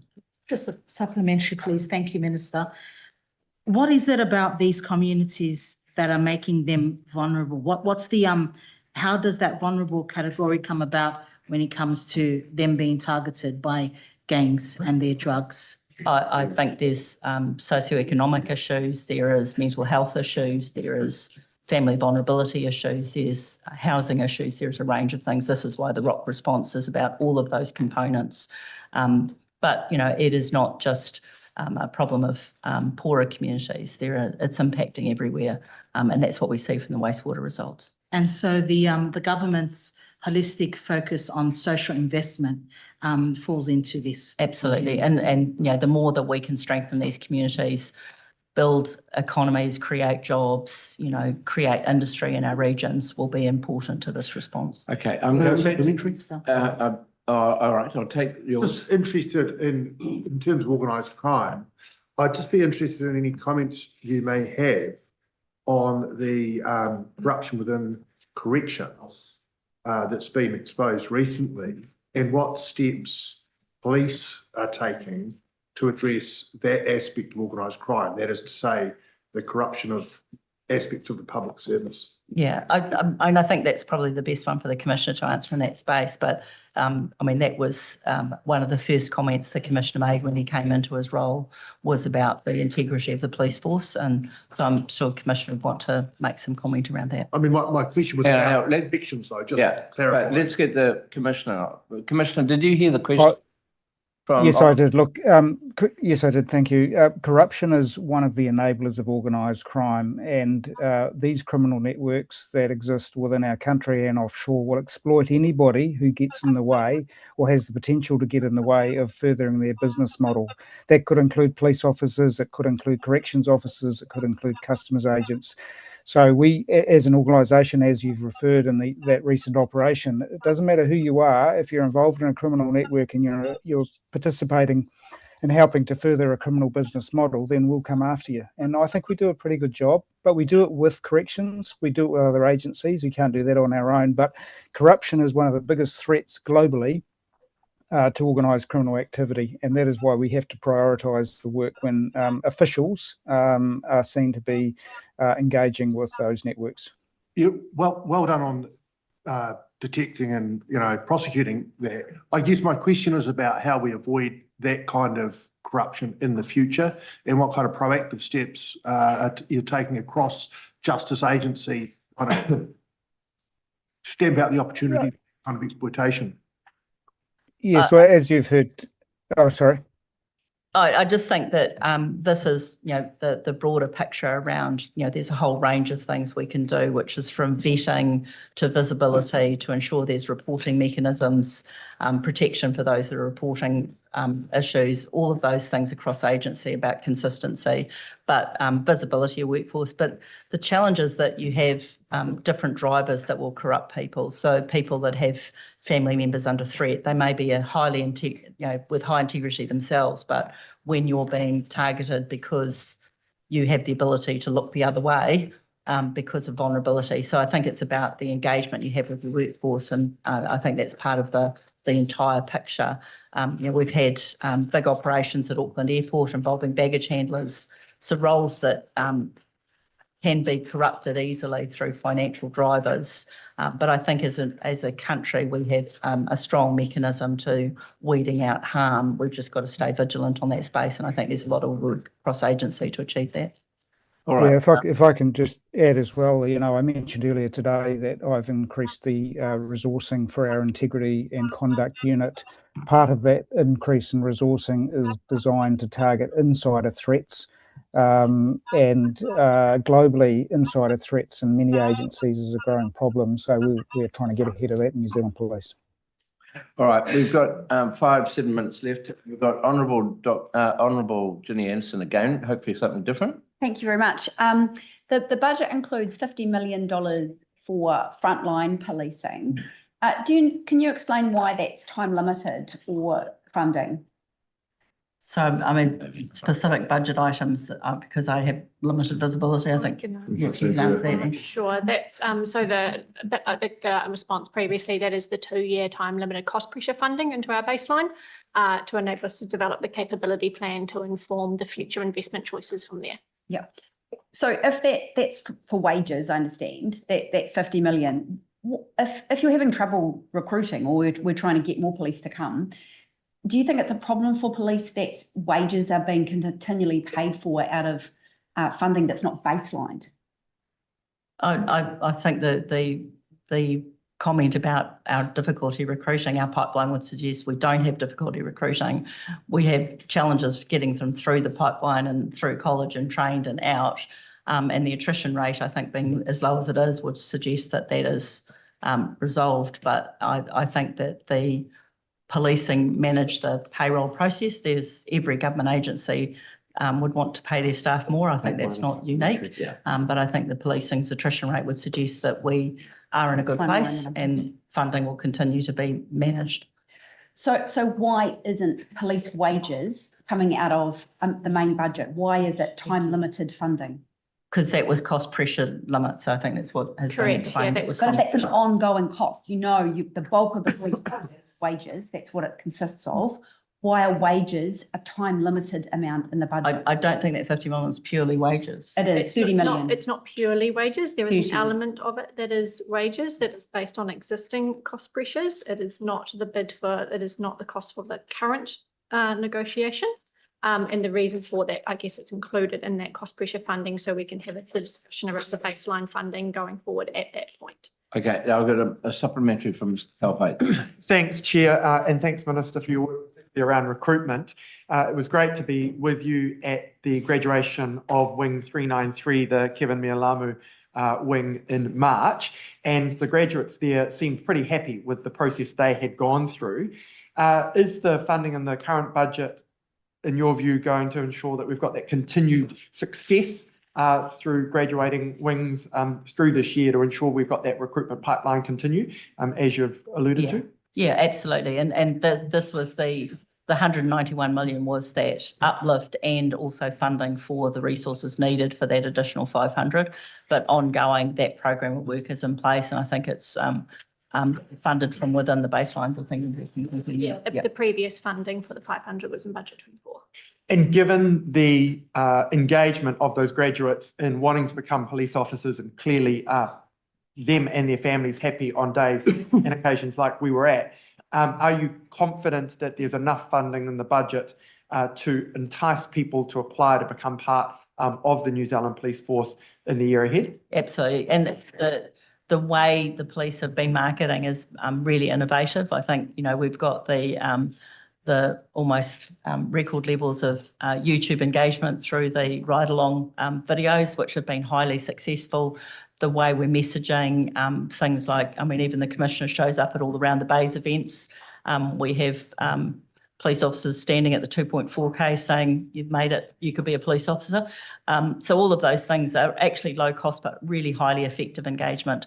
The other thing that the policing has done is ensure that that those that are applying to join are speaking to a uniformed officer very early in the process to be talked through, and a lot of those that is within baseline, that is ongoing, but it has been highly effective. And lastly, are you comfortable that the recruits are spread across the country? Like, I know out of that wing specifically, there were a number that came to both Whanganui and Hawera. Are you comfortable that the recruits are going back to communities around the country? So basically part of the recruitment process is you are pretty much advised where you're going back to. So the police are doing a great job at recruiting from the areas that need police officers. Right. So there's some areas where we don't need police officers. So if you're prepared to leave where you're from to go to another area, you'll get into police college quicker. If you want to go back to a specific area. So part of the decision making in that recruitment process is to ensure that we're recruiting from the areas that most need staff, or that those staff are prepared to go to those areas. So there's been really good proactive initiatives in those areas like Northland and the East Coast around getting people to where we need them. Fantastic. All right. I think that draws us nicely to a close. I want to thank you, Minister, for attending, Deputy Commissioner and the Commissioner in London and the rest of the team. Thank you very much. Safe I'm travels. going to ask all of you to move out of the room because we've got some private business we have to conduct. But thank you very much. Thank you. But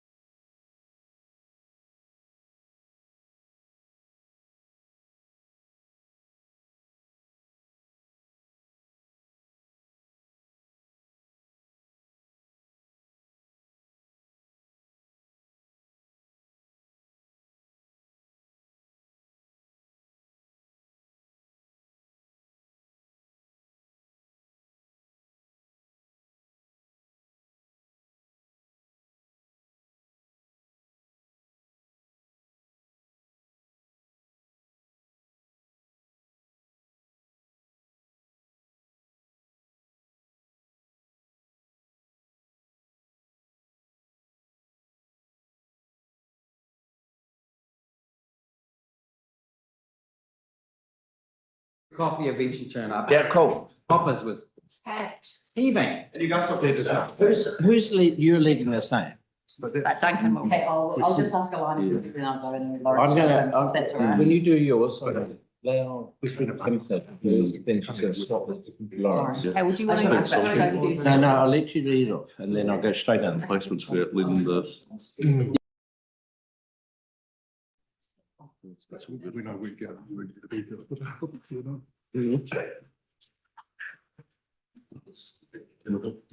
There he is.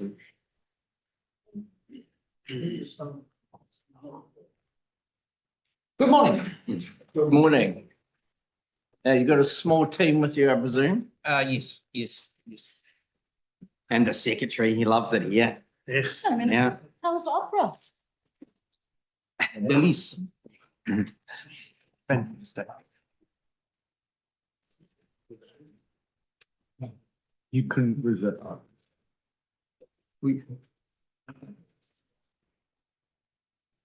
Okay, first of all, I'd just like to thank you, Minister, for turning up. Also, the Secretary of Justice, Andrew Kibblewhite, back with us again. We've got an hour and a half with you, so we'll finish at 12:45. So obviously, you've done this before. We'll have a few quick introduction, then we'll get straight into the questions. Thank you very much, Mr. Chair, and I want to start by acknowledging the hard work of the committee. It has been a very active government, of course, in terms of legislation in the justice space, and this committee has carried the burden of that. And so I just want to thank you all for your work. I want to acknowledge the efforts of the Ministry of Justice team, who I have with me here, led by Andrew Kibblewhite, who also have been operating at a frenetic pace over the last 2.5 years, delivering the policy work and the legislation. So I want to acknowledge them. Mr. Chairman, government's very much focused on fixing the basics in law and order so that we can build a future where New Zealanders feel safe in their communities. And that's their expectation. And so we've had a very busy time of it. I'd just like to note, for example, a recent milestone with the new offence for stalking and harassment, which took effect on the 26th of May. And we send a clear message from this Parliament and this government that there will be real consequences for that behaviour. It's now a criminal offence, and police have extra powers to deal with that. That follows efforts that we've also made in the sexual violence space, which is, removing the ability for permanent name suppression for convicted sex offenders, and also very much part and parcel of the sentencing reforms, which has limited the amount of discounts that judges can apply in sentences, so as to send a clearer message from the elected Parliament of New Zealand and people of New Zealand that we want to have real consequences for crime. Equally, we've been working away in the dealing with, if you want to reduce the number of victims of crime, which has been our focus, then an obvious place to start is with that very small group of New Zealanders who create multiple victims over and over again. A very good place to start is with members of gangs. Gangs are a very small portion of the adult population, far less than 1%, but they're associated with 20 to 25% of violent crime. That's why the government's focused on making life much more difficult for the gangs to operate. And banning gang patches has made a big impact in public perception. But also there are many tools that police now have to push back against violent crime. In terms of measuring progress, when we came in 2023, according to the Crime and Victims Survey, there were 185,000 New Zealanders who had been a victim of violent serious sexual or violent crime in the 12 months beforehand, 185,000 New Zealanders.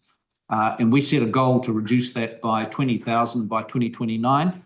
I can give you the latest figures that we've continued to make excellent progress on that. There are now 46,000 fewer victims of crime than there were in October 2023.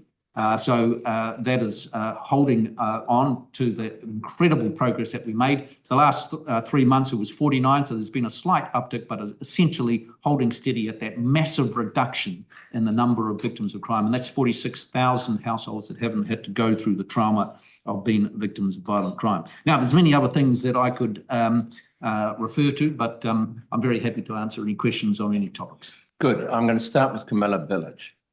Thank you, Minister. Nice to see you again. I echo your thoughts around the amount of work that the Ministry of Justice has done recently with a huge number of bills that have through this committee.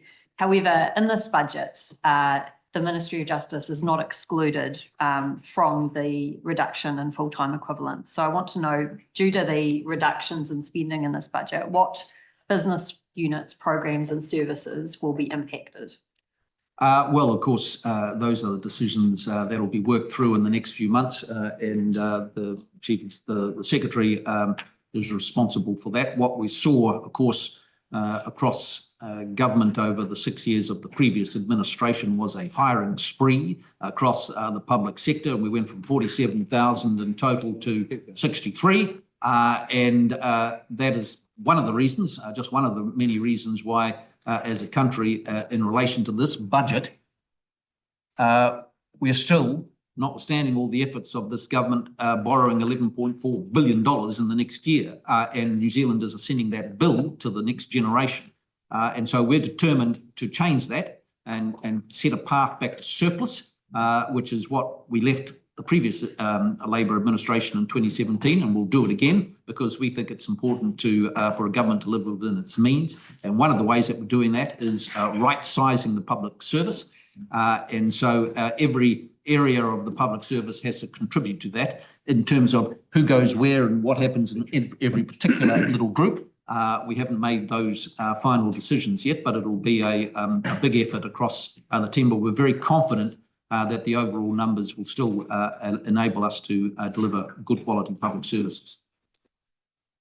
Supplementary. So I suppose, Minister, it's a little bit frustrating to hear, and I spoke to you as part of the Public Service Commission hearing, and you said that the responsibilities for how reductions will be made will be up to individual departments. Now, we have a department that you are responsible for. We have the Chief Executive here as well, and you've said that you are going to be right-sizing the public service, but we don't know what the impact of those spending cuts decisions will be. And it appears to me that is because you don't know. Well, no, that is quite incorrect. What are the cuts going to be? The announcements were made on this a month ago in relation to the budget.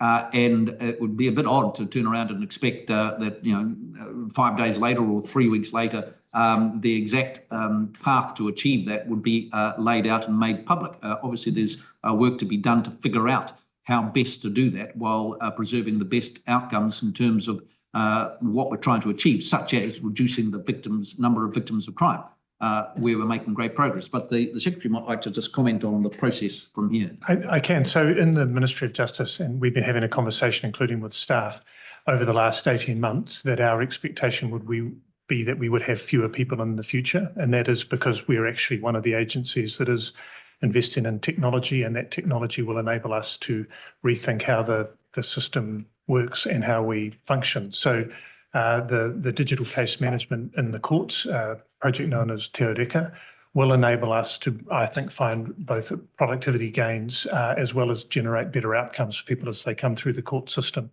So we've been having that conversation before the government announced these specific reductions, and it will actually play into the themes of using technology, maintaining service quality, and at the same time, through I think, quite a careful process, reducing our overall headcount. If you think of a simple example, there are currently people who are very busy photocopying and printing very large physical files and then putting them on a little trolley and pushing them around from place to place for court hearings. In a very short time, we'll be joining the modern era and these things will be available on the screen. But there is an incredible amount of physical activity involved in the actual sort of delivery of paper in our system right now that we're needing to deal with. No, just not Camilla finish. And I'm next. Oh, you, no, No. Do you want? I just. Okay, I'm going supplementary here. Thank you, Chair. So just to be clear, it is possible to achieve better outcomes, more productivity on a lower headcount in circumstances like you've just described. In the Ministry of Justice, that would be our intent. That will require investment, which we're putting in place. It will require training. It will require us to work very closely with staff and with stakeholders, and in our case, obviously with the judiciary. Yeah. But in our case, that's absolutely what I'm expecting. And you've already done some of those things and invested in some of those things, as the Minister just described, to enable that outcome to be achieved. The investment is underway. Our headcount, like other agencies, has been increasing, and you know the reality is as you run a dual system for a period of time, we will have to be conscious of that. But our trajectory over the next 2 or 3 years is very clear that we'll be able to reduce our headcount, and I think do it in a very measured and careful way. And we have been talking to staff about this. I think that the ministry staff are not under any illusion that their work wills are going to change. So we will be working with them so that we can basically bring the staff on that journey. But there'll be ministry will be smaller in the future. I'm sure of that. Right, I'm going back to Honourable Dr. Duncan Webb. Same thing. If Reka is the answer, is it on time and on budget? Broadly speaking, it's there have been some delays, but in terms of the go-to date, I think we have that established in November this year for the family court, and that's very exciting. I remember a couple of decision points for myself, whether we really sort of insist upon the original date and increase the risk of things not being effectively laid out, and so we were prepared to take a little bit longer to make sure that that everything is done to ensure that it is successful, bearing in mind that there have been failures in the past and we don't want to repeat those. But you might like to add. Yeah, I would. Initially, we were targeting a middle of this year, beginning of our rollout, leading through until the end of the year. Now we're beginning the rollout in November. And we conclude for the family court, which is phase 1, and we will conclude that, I think, in May next year. And how about the other part of that question? What's the budget on it looking like? Because you've been upfront with this committee about running into some speed bumps. Have they increased costs? No, the overall, we're still in good shape with the project. You know, there are always ebbs and flows in a project like this, and we've had lots of external assurance, and the minister's engaged with our external assurers, and we're continuing to follow that through. We've been running just in the last few weeks a lot of workshops where the judiciary have actually been coming in and using the technology as part of the testing process, and that has been it's actually very reassuring and very positive, because I think we're going to have a system here that will work very, very well, and it will be within the overarching budget parameters that we've got set for it. Okay, I've got a couple more steps on this topic. Another one from Camilla Village. Thank you for your answers. And I take your answer essentially to be that you don't know what the costs are, but it might be that you'll have savings due to technological advances that you may be able to implement. And I just wanted to, that's me paraphrasing, not a direct quote, obviously, but the question that I have is, how realistic is that when we look at a previous initiative, Project Whetū, which has been removed from funding in this budget, essentially because it wasn't ready, and that was to have a all-together process for the management of family violence.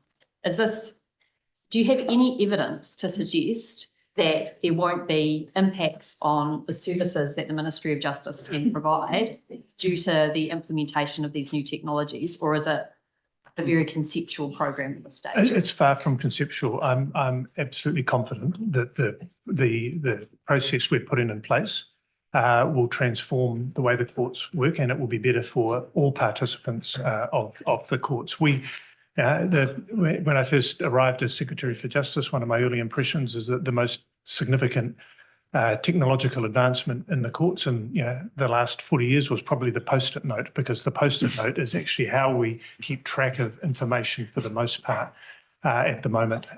That's all going to change. We're going to have a digitally based case management system that will be able to be engaged with by the lawyers, and over time will absolutely transform the way the court functions. It will open up a whole lot of new opportunities. It's very complex. We've seen other countries go down this path and really strike quite serious headwinds, but I'm really confident with how this project is tracking at the moment.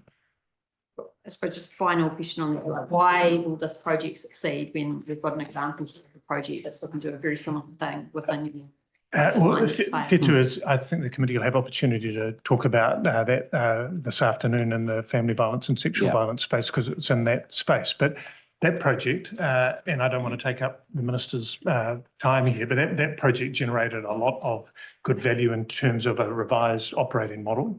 But we have pushed pause at the moment on the technology element of that, because that essentially we weren't confident we had to line up across all of the various agencies that needed to contribute. Let's pick this up this afternoon. Right, Todd. Yes, my follow-up is actually around Te Ariki, and obviously this week we've seen quite a serious public, basically serious allegations around another department not properly informing their ministers actually over a long period. You've already touched on the fact that actually Minister Goldsmith's met with the external assurance people, but I just want to give you, both of you, some time to explain that you're confident, why you can be so confident that this project is on track and will be delivered. And Minister, I think it's actually important that you could articulate how you've been kept up to date and that you feel you are fully informed. Yes, well,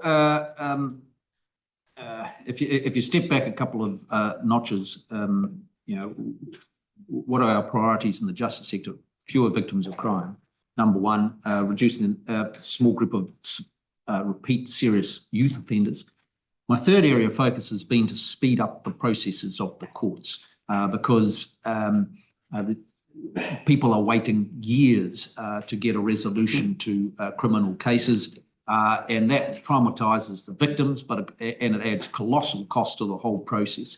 And when it comes to fixing up civil disputes, and if you can't do that in a timely, in an affordable way, then that has massive consequences for the economy, and likewise for family court. So it's a massive challenge. That is a long-standing challenge, and an international one that continued to get worse and worse over the last 6 years. And so it's been a real focus of this government to try and turn that around. Good news is we're making progress. One core element of that has been Te Ariki, which is this digitising program that we've got for the courts, which is fundamental to fixing the basics. And I would make the point, I don't think people who are tuning into this, global audience, and no doubt that will have, would be amazed to learn just how rudimentary the current system is. And so if because we've got these great physical folders, and I've been to the back rooms of these courts, and it's, it literally is people with these great folders. Now, of course, I've pushed the trolleys. Now, yes, and of course, if you've got an event in the court process that it needs to be done, and you've got a very busy courts in Waitakere, but you've got somebody who's a judge who's got nothing to do, particularly in Tauranga, for example, they can't do it because you'd physically have to drive everything down to Tauranga. And so it's very archaic, and that is the huge potential for improvement that we've got with Te Ariki. Now, of course, yes, the question that you ask around how can you be assured about it? And so we have a regular process where I'm updated on how it's going, and you've got the simple situation in place doing that. But then, of course, the Ministry of Justice have brought in an IQA group of experts, Australians, I think they are, and local reviewers. And I get told everything's fine, and then I say, well, okay, well, I don't want to be sure about that. And so I've met physically with them at a number of stages. and looked them in the eye, and they've taken me through how they are confident that progress is being made, and these are the areas of concern, and these are the things that the project is working on to rectify those issues. And I've met with them on a couple of occasions, and I'll no doubt be meeting them again soon. So that's how I've approached it, and that gives me a reasonable level of confidence. There is always, of course, risk in any large project, and so that has to be acknowledged, but we do what we can through those provisions to have a high level of confidence that we're on track. If I could add to that, I think the committee is right to be asking lots of questions. This would be one of the most complex IT underpinned change processes in the country. And when other countries have tried to do similar things, they have not succeeded as effectively as they would have hoped. So this is big and it's hard. We have a steering committee set up that I brought in the ex-government chief digital officer, Colin McDonald, to chair. So I have an independent chair over a steering committee for this project. The Australian input that the minister refers to is a individual on that steering committee who has been involved in similar processes in Australia. And so they join our steering committees remotely to be part of those conversations. The IQAs, that is a New Zealand firm, in fact, Minister, that we have used there, but we have had successive ones of those. We've had the Gateway review process, our Risk and Assurance Committee, which is a really solid, strong group as well. They have regular sessions talking about Te Reka, recognising that this has got such a high level of risk associated with it.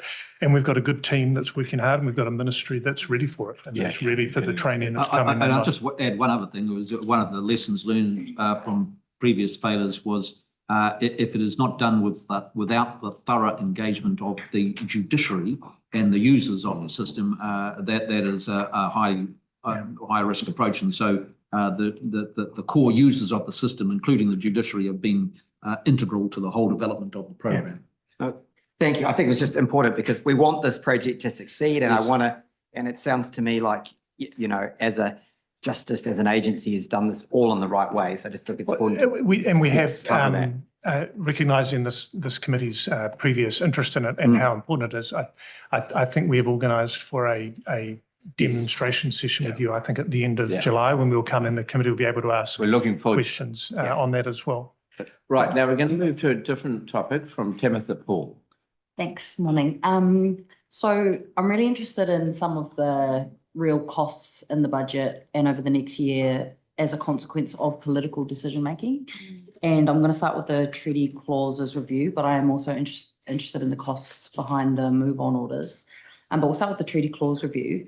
So I guess basic question, do you hope to pass the legislation in full in this term? And if so, what money is set aside in the budget for that bill or that law when it comes into power? In terms of the first question, no, I don't expect we'll pass it before the election. I expect we'll have the legislation introduced and we'll have our first reading, and it will be sent off to a select committee to consider that. In terms of the second, in terms of money set aside, I don't think it necessarily has budget implications. What we're trying to achieve with the treaty references review is that over the last 30 years, successive governments have put forth a potpourri of references to the treaty and its principles, sometimes give effect to, sometimes take account of, sometimes honour, sometimes have regard to, and they've used different names in terms of the treaty, taturity, and a whole bunch of things. And so the primary exercise is to get some consistency around that. And then ask the question as part of the coalition agreement with New Zealand First, looking at 19 or so of those acts, does it make sense having a treaty reference at all? And if it does, how can we be clear about what we mean? And so we've gone through that, we've set a few aside because the RMA and the Conservation Act and a number of others have got their own processes and they've been carried out separately. And we've come to some draft conclusions. We're in the middle of, we've done some consultation with some iwi groups, and particularly the Iwi Leaders Forum, and then we'll be introducing the legislation, then it'll go off to select committee, and then everybody will have the opportunity to have a say as well on that. What have those iwi leaders said to you about it? Been a variety of feedback. I think probably I could generalise and say that the feedback from that quarter has been don't do it and leave things as they are. But the feedback that we've had from the broader public is that we want to have some clarity about that, and this is a coalition commitment that we're determined to carry out. Some of those costs that I was quite keen to get information on from your officials' advice around from the cabinet paper that says that the costs to the Crown for the treaty clause review would be or could be damage to the Māori-Crown relationship, increased litigation risk to the Crown, wide-ranging impacts on Māori social, cultural, economic and environmental interests, and the list goes on. There's about 7 different things listed in your officials' advice. You're telling me you've budgeted for none of that? Well, I mean, all these things can be debated in terms of legal risk. There's an ongoing legal risk if you have vagueness in legislation, and we deal with that every day. And so we're hoping to improve that. In terms of the impact on Crown Māori relations, I mean, you know, included is dealing with the Crown Pastoral Land Act and the all sorts of legislation, which I don't think necessarily is something that is central to everybody's thinking. It's around, a big part of this is around tidying up the legislation book and being clear about what we want to achieve. And we think it's a reasonable thing to do. Keep going. Supplementary on that. The policy rationale that you continue to give in your answers is that there is uncertainty because of all the different ways that the treaty is referenced throughout legislation, but your officials say that this, similar to the Treaty Principles Bill, actually creates uncertainty and that the policy rationale doesn't actually exist in the way that you're characterising it. And we welcome their feedback, but we also are aware of the fact that there was an election 3 years ago. 3 parties were elected, and part of the coalition agreement that we put together was that we would do certain things. And one of the things that we were going to do is a review of the treaty references, and that's what we've done. We believe that it'll be a useful exercise, but we're going through it in a careful and considered manner, and everybody will have their chance to have their say. Okay, I've got a supplementary from Mr. Carl Bates. Thanks very much, Chair. So, Minister, do you think this will support the Crown to actually meet its obligations by being clear on what these obligations are in each of the acts in a more streamlined manner? Yes, I will. Yes, I do. And there are a wide variety of examples and instances that we're trying to be clearer about. And I recognise that there are, you know, deep discussions to be had about this. And so what we're trying to do essentially as a government is figure out what's an appropriate place for references to the Treaty of Waitangi within our legislation in the context of recognising our treaty responsibilities and our history and our treaty settlements and you know, recognising those responsibilities while also figuring out how to operate in a modern liberal democracy where everybody has an expectation of equal rights and an equal say in what goes on in their community.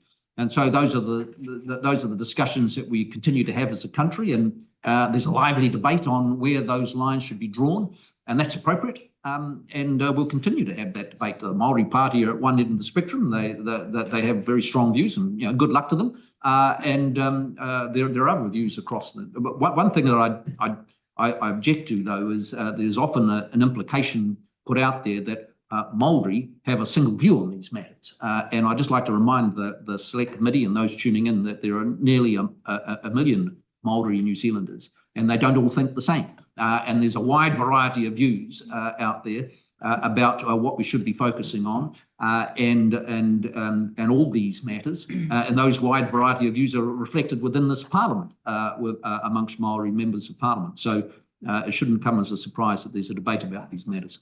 Okay, I've got one last supplementary on this, and then I'm going to come back to you, Timothy. Minister, the Ministry of Education's view on this was that there were no apparent benefits to it. Were they wrong?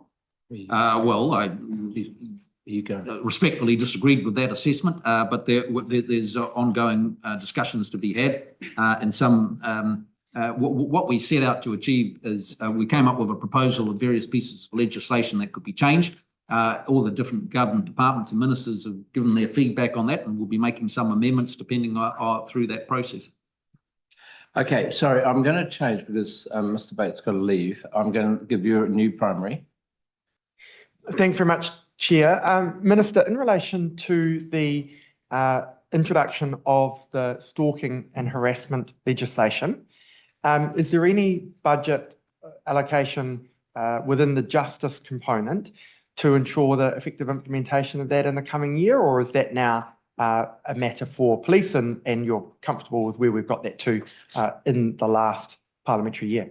Well, look, the primary budget implications for the stalking legislation, which brings in a new criminal offence for stalking above a particular threshold, is that there will potentially be a few more people imprisoned as a result of that. And so that will lead to some extra costs for corrections, and there will be some costs through the courts system.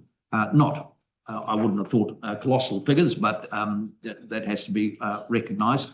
I do find it interesting, and I very much value the universal support that legislation has had across the Parliament, and recognising that it is bringing in tougher sentences for particular activities, and that is stalking, and we want to have real consequences for crime in that area, something that some members don't agree with on just about every other topic, but on this topic at least we do agree on that, and so I'm pleased about that, and we're sending a very strong and clear signal. And if it means that a few people have to be locked up, well then so be it, because we want to send a strong message. Thank you. Got another one? Right, Rima Nakle, and then I'll come to you, Dave. Thank you, Mr. Chair.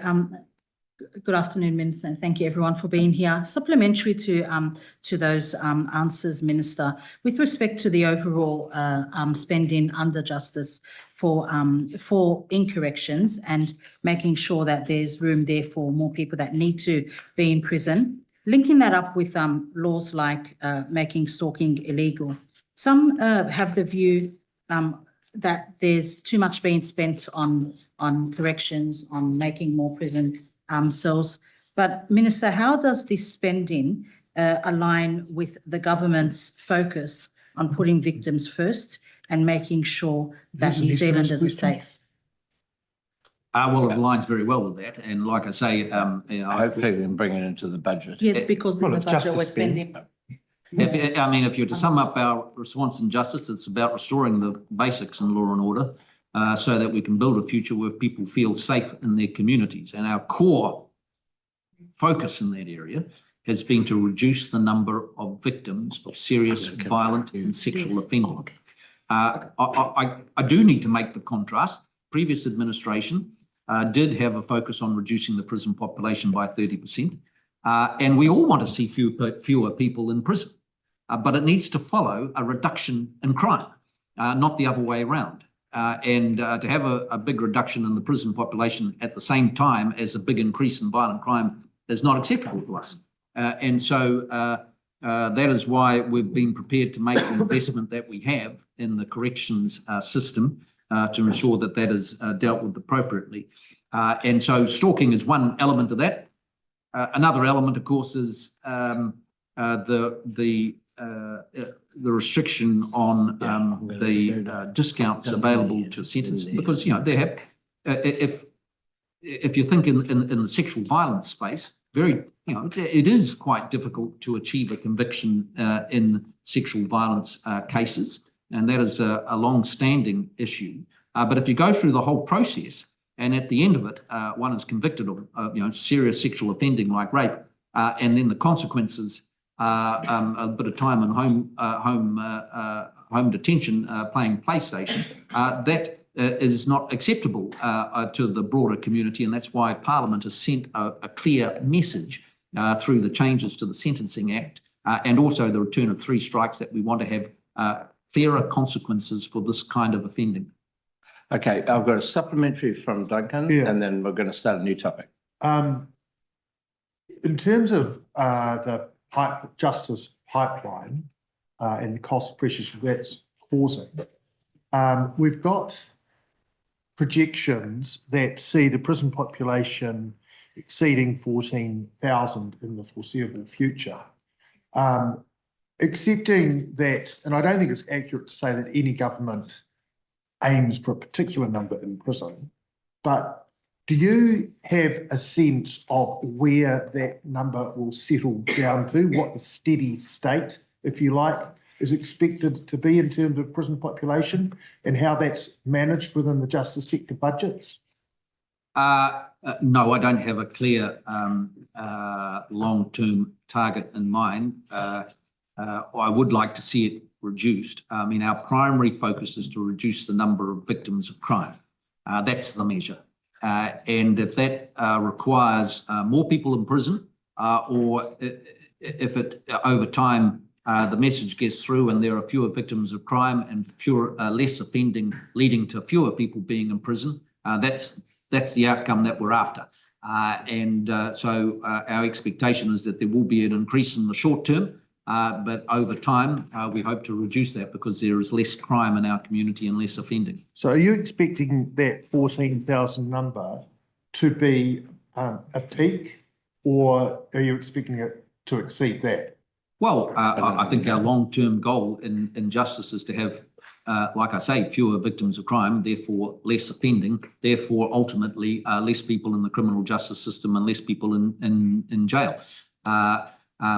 But if in the short term it requires more people to be locked up, then that's something that we are happy, we're comfortable with, because that's sending a clear message. And like I say, there is a small group of New Zealanders who create fresh victims time and time and time again as they revolve through the cycling door of the justice system, and we're not prepared to tolerate that.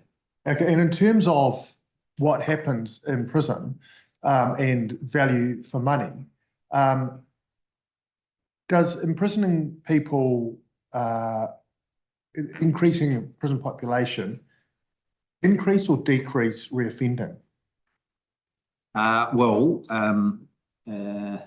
That's a topic of great debate around the place. And so in terms of the effectiveness of rehabilitation in the prison system, probably a matter best addressed to the Minister of Corrections. But I think anybody looking at it from the outside would say there is colossal room for improvement in that, because a lot of the rehabilitation efforts have relatively low levels of success. And so there's a huge challenge still ahead of us in that space, but we still continue to invest very, very significantly in that.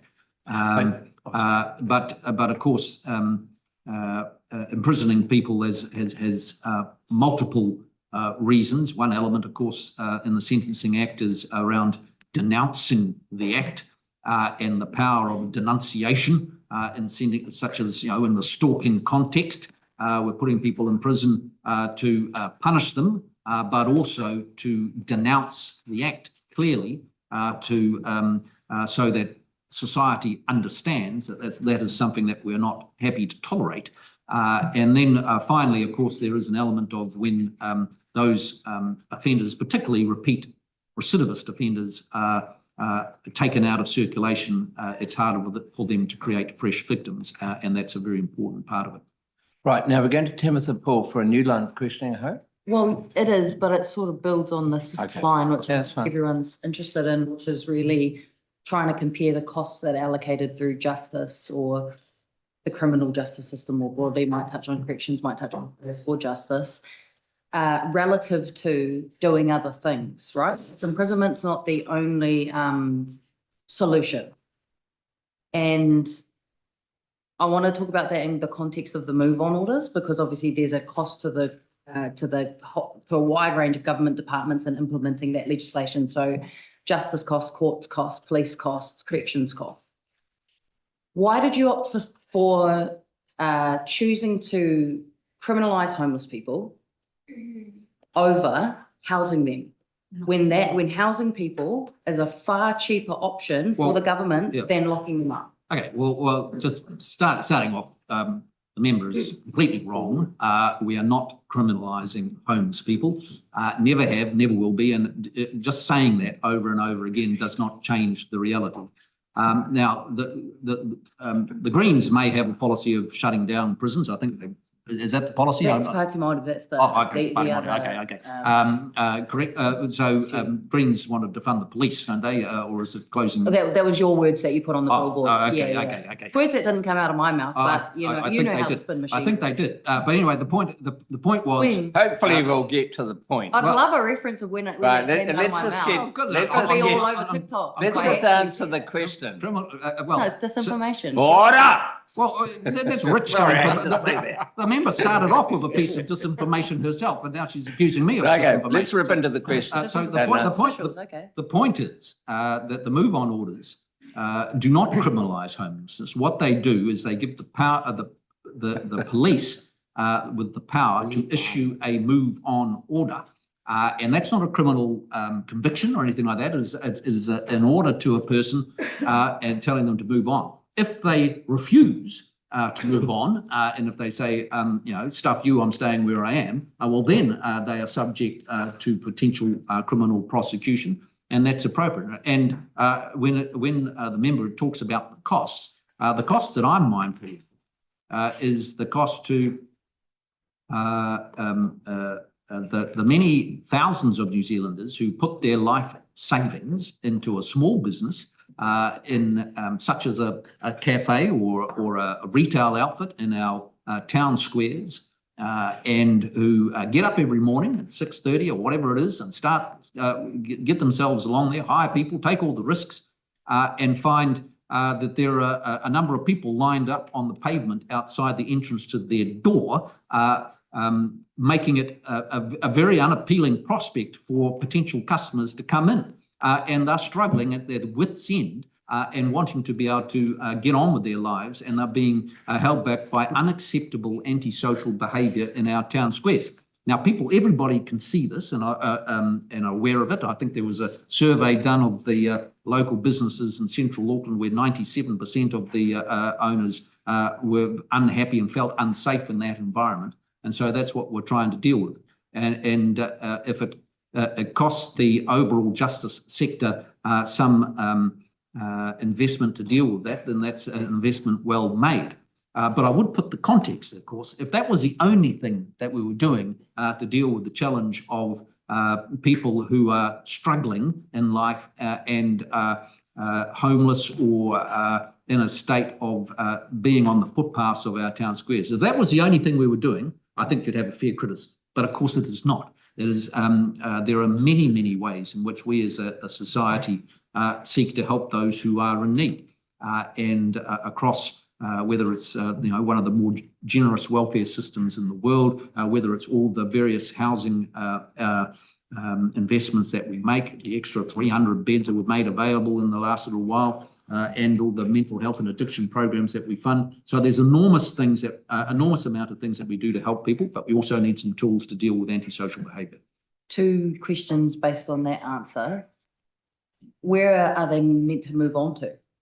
They're meant to move on further away at a distance specified by the police constable, and that may be a few hundred metres up the road, or it might be over the horizon, or it may be to a place where there are support services available, such as a city mission. That will be at the discretion of the police officer. And in terms of the public disorder that you talk about, the policy rationale underlying the bill, why doesn't police data back up your claims that everything is disorderly when public disorder is at a 10-year low?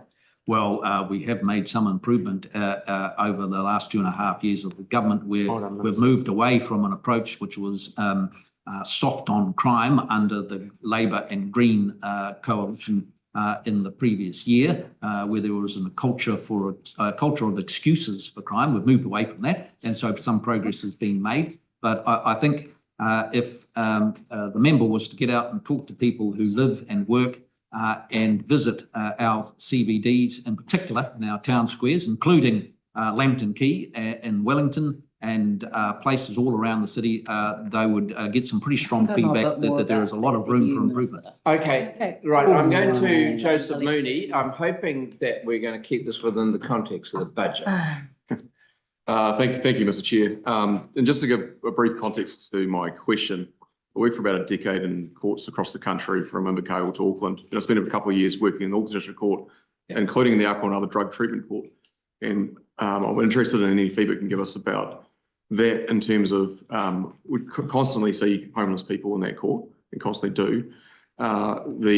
There's always accommodation available for them.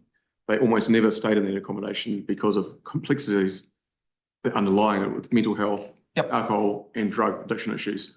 I just wonder if you can talk to us anything about the intersection with these move on orders and any other work programs that are going on to address some of those more complex issues that underpin this behaviour. Yeah, well, I mean, those matters that you raise are absolutely fundamental issues, and it's a very broad topic, but I think New Zealanders are fair-minded people, and our instinct is to help those who are in need, and that continues to be the case. And so no country and no government that I'm aware of has perfected the response to the challenges of people who struggle to live in the modern society in which we operate, who struggle with addictions or mental health issues and a whole host of other problems in their lives. And so as a country and a government, we continue to invest very, very significantly in programs in all those areas.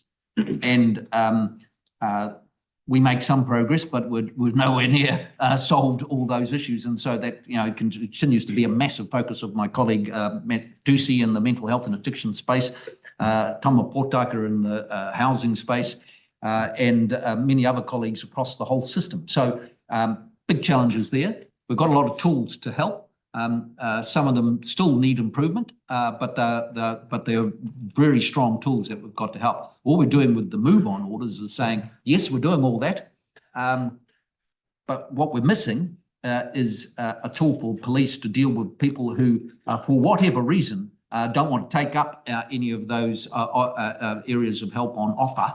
And still think, and there are connections with a whole host of broader crime within the CBD, think it's their right to occupy the main street of our cities and create an environment where people who live there, people who work there, and people who visit there don't feel safe. And that's what we're determined to change. All right, I'm going to a supplementary. This will be the last on this topic, and we're going to move to some new stuff. Camilla Village. Minister, don't you think that your position that this bill will not criminalise homelessness doesn't actually stack up? When if a homeless person is in a public space because they're homeless and remains in that space, and if they're approached by a police officer and asked to move on, if they simply do nothing and remain as they are in a public space, then they have the possibility of receiving a criminal conviction. Isn't that correct? And doesn't that effectively criminalise homelessness? No, it quite clearly doesn't. Well, we've got a commentator on the side there. What it criminalises is a failure to follow an order from a police officer. And I assume the member is not suggesting that we should do away with any consequences for not following a direct order legally based from a police officer. And so that's the distinction. That it is very easy to avoid any conviction for move on orders, and that is to move on. And that is the purpose of the legislation. In terms of dealing with issues around homelessness, yes, we all acknowledge the challenge there, and that is why the government continues to invest on a colossal scale on behalf of other New Zealanders in helping those who need help with their housing. We spend as a country literally billions of dollars every year to help people with housing, and we continue to do so. That's one. Finally, on this topic, Minister, at the moment, police are able to ask a member of the public to move on. Is that correct? Of course, they can ask somebody to do something, but it doesn't have an effect at the moment. It doesn't have the possibility of a criminal conviction. Yes, so there's no weight behind the ask. So I think it's blindingly obvious to people who visit our town squares that we have a problem. And in this government, you've got a choice when you've got a problem that is obvious to everybody. You can ignore it or hope it will go away, or you can deal with it. And in this government, we are dealing with it. Okay, members, we've got 40 minutes left. I'd just like to remind, this is about the budget. We could talk about the 250 million CapEx. We could talk about the 333 million legal aid issues. We could talk about the electoral system spend of $164 million. We've got officials here. I just ask and invite the members to try and relate it now, this part of the budget, and we'll stop having philosophical conversations. Who wants to start off with something new? You've got a primary. I'm going to go with Rima Nate. Okay, thank you, Mr. Chair. So, Minister, we've heard often that justice delayed is justice denied. And I know that with all your korero, in your multiple introductions, you talk about how important it is for you as a minister with the ministry to focus on giving New Zealanders access to justice. So we've got some spending on legal aid in the budget. I just want to ask, Minister, how does this legal aid investment support the government's objective of ensuring that New Zealanders can access justice regardless of their financial situation? Yes, thank you for the question. I suppose just to preface that, the member referred to a focus on timely justice and justice being delayed is effectively being denied. And again, for the benefit of those tuning into this, we have actually made quite significant progress in the last couple of years on that. If you look at the Auckland area, for example,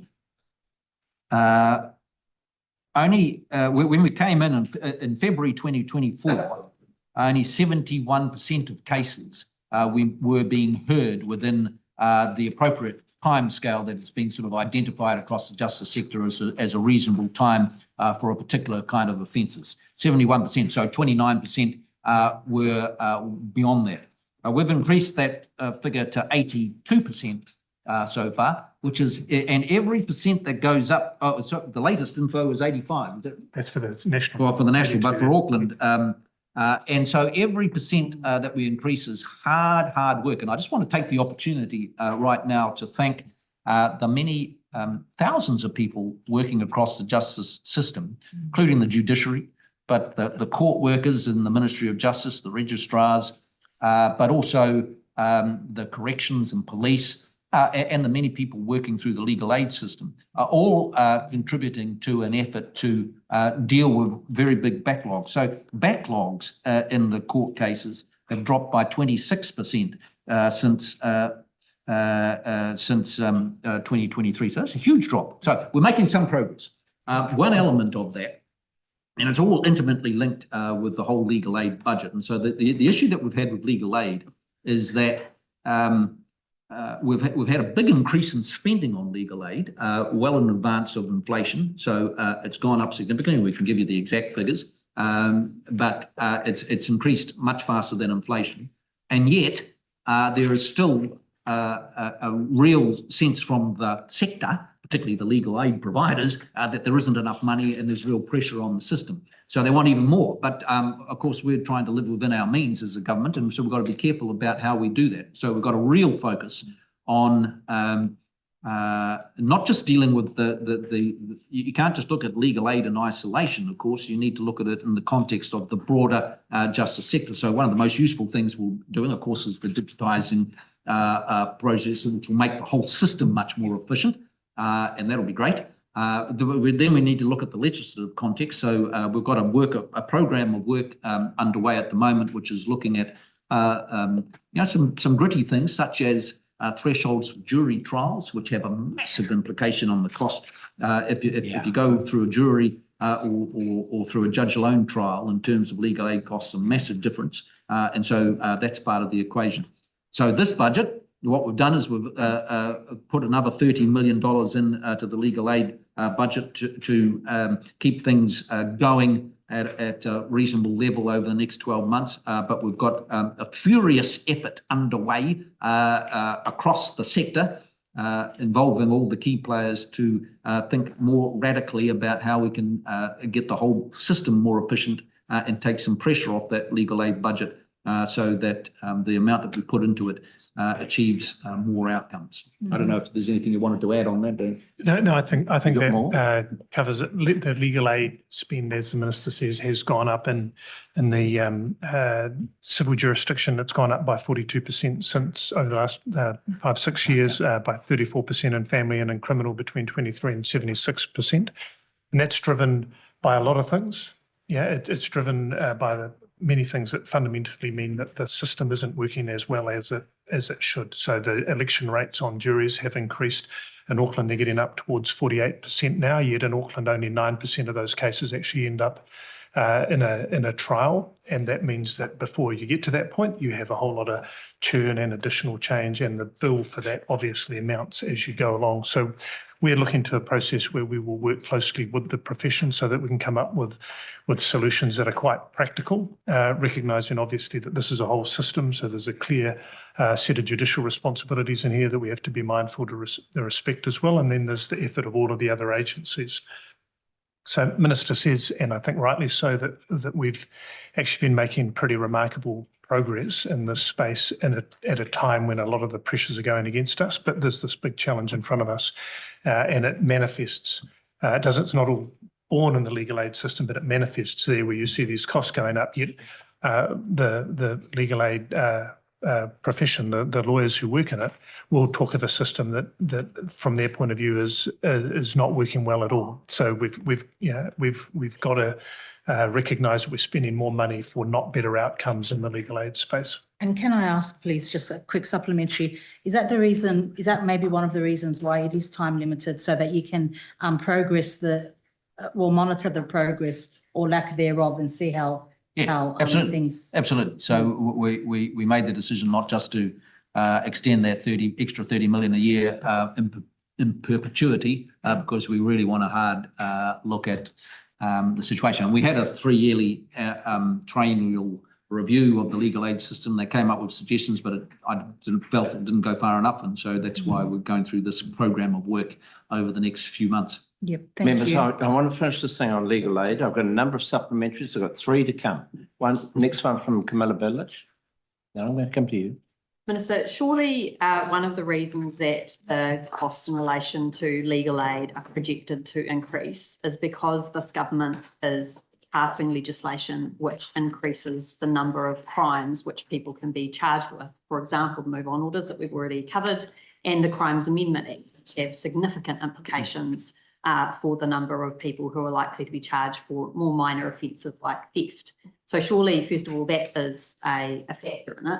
And secondly, because there is such a significant reduction of 35 million in the 27-28 year, aren't we facing a crisis in relation to legal aid? And what there doesn't appear to be, or please tell me if there is, a plan to address this. Well, absolutely, there is a plan, and I wouldn't say it's a crisis. I'd say it's I'd describe it as one of many serious challenges that we have across the justice system. So what we've done is we've given an extra year of funding with a very clear plan over the next few months through a program of work to canvass the various options for different things that we can do across the whole sector to bring about more efficiencies in the system, and thereby take pressure off the legal aid system. And then in the next budget, we'll make a judgment as to how much we need to put into the system going forward. In terms of the legislation, yes, we make no bones about this government over the last 2.5 years passing a lot of legislation to restore real consequences for crime. And the only point I'd make is I find it interesting that the member supports some of them, such as stalking legislation, but chooses to demonise others, which they don't seem to like. But for us, the approach is consistent, which is that we want to restore real consequences for crime. Right, Dr. Sunan. Thank on you. the same issue. I just have a couple of questions around legal aid. Thank you for the update.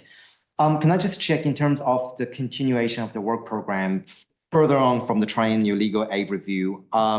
What considerations has the ministry given to use of AI in the context of legal aid? I personally, as a minister, my expectation is that that good consideration will be given by both the legal practitioners and the government departments into the use of modern technology and new tools that they provide. And AI generally is of most use when it comes to data and statistics and repeatable things and doing them in a more effective way. So my expectation is that everybody will be given thought to how best to use that. I don't have any particular, I haven't we haven't made strict sort of rules about that, but that's certainly my expectation, and the Secretary might be able to make some observations about that. We, as the Minister says, we are looking at the application of AI across the board in lots of different ways. Moving to a more digitised system that we will do through Te Oreka opens up a whole lot of doors that currently are closed to us or that are much harder to affect using AI. It's much more difficult to bring AI if you have to first convert paper-based things into a digital format and then bring the digital analysis that AI might enable. In the legal aid space specifically, we are looking at whether we can bring also more digitisation to how we run the administration of that process.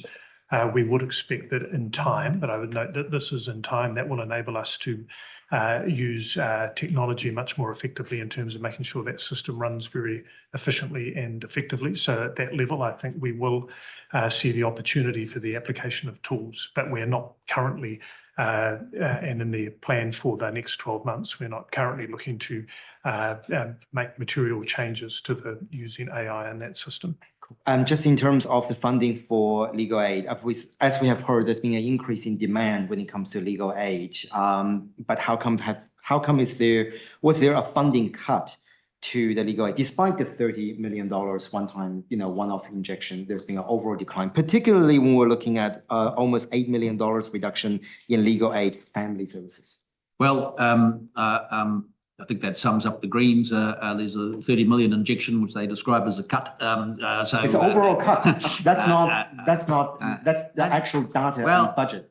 So what we're trying to achieve is, I go back to my opening comments, just to remind people, we're talking about a budget, and in this budget, New Zealanders over the next 12 months, 12 months, will be borrowing $11.4 billion in terms of the deficit we're running. So we're still spending more than we're earning, and we're passing that bill to our children and our grandchildren, and we don't think that's right. And so we're determined to get back to a surplus, and that means that we have to make tough decisions right across the board. And this is one element of that, but we will invest more in legal aid down the line once we've gone through this program of work and we've rattled every cage to ask ourselves, does the system as a whole do things in an efficient manner, and are there things that we can do differently that one consequence of which will be more timely access to justice, but another consequence of which will be that the legal aid system can be more efficiently spent and not having to be spending legal aid on people churning through the system and adjournments and driving around going to things when they could be done on AVL and a whole bunch of other things that would make a real difference. With all due respect, Minister, we're not here to discuss this government's mismanagement when it comes to financial outcomes. We can if we want to, but I'm here specifically asking whether the reduction of funding to legal aid would still continue to meet the demand. Can that I is help you on that? requested. Okay. All right. Looking forward to hearing from you. Okay, Andy Fulbrook, Chief Financial Officer. The budget for the 25-26 year That's going to go. started at 328 million. During the year, we have moved some money to, because we had some one-off costs going through legal aid, which we don't expect to be going forward any further.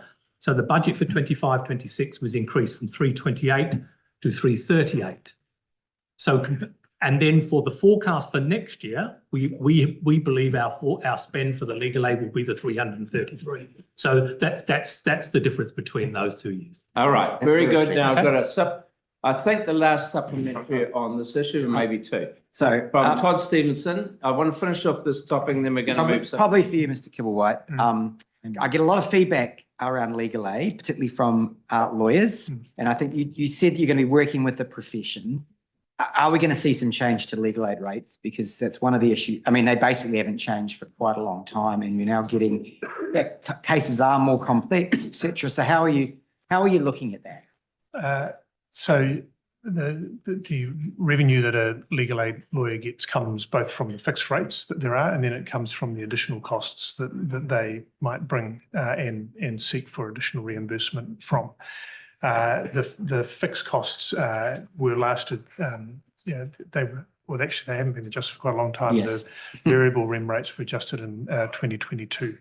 I think one of the issues that we clearly have to look at as we go into this process is the overall package. So that will inevitably have to look at how much lawyers get paid and how that payment system is structured. So how much of it goes through the fixed fee and how much of it is available for amendments to grant and what rem rate assumptions are made in that space.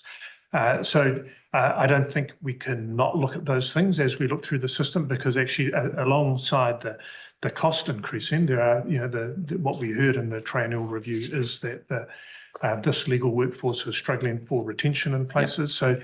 So we have a situation here that is struggling both in the cost and in its kind of almost its internal capability and sustainability. And we'll have to look at the whole picture in that.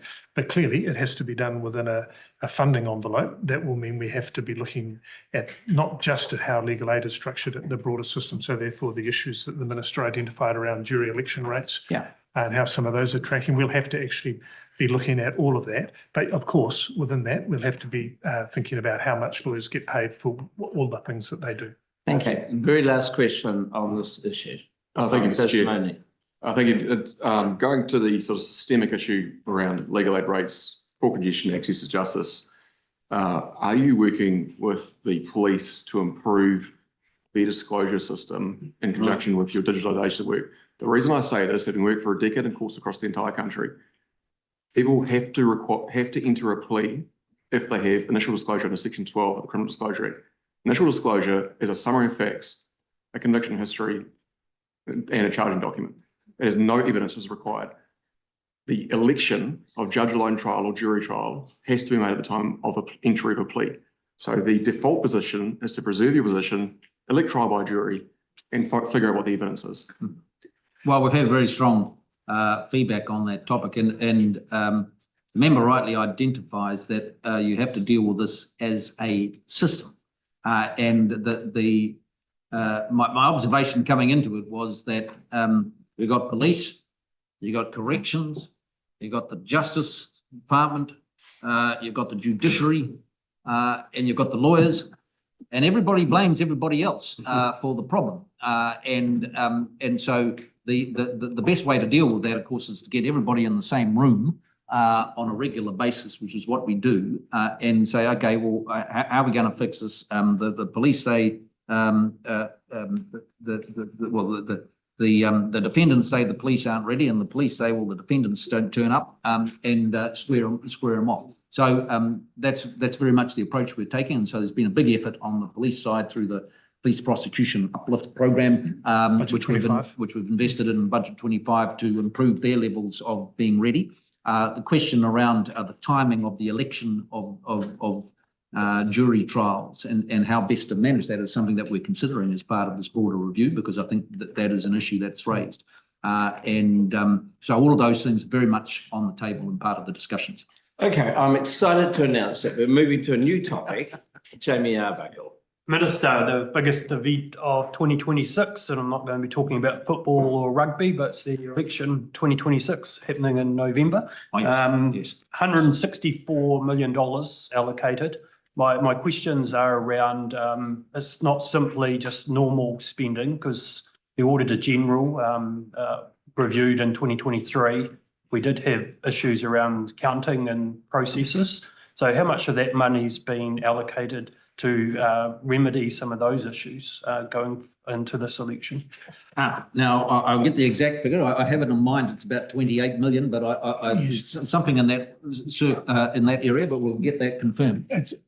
I wouldn't be able to confirm that right now, the precise breakdown of how much of that money is going to remedial actions and how much of it's going to the general surge you get in an election year, but we could come back to the committee with that. We can, but the basic point that you're making is the correct one, that every 3 years, obviously we have an election. It's a big and expensive business, and there was a number of areas of dissatisfaction with the last election.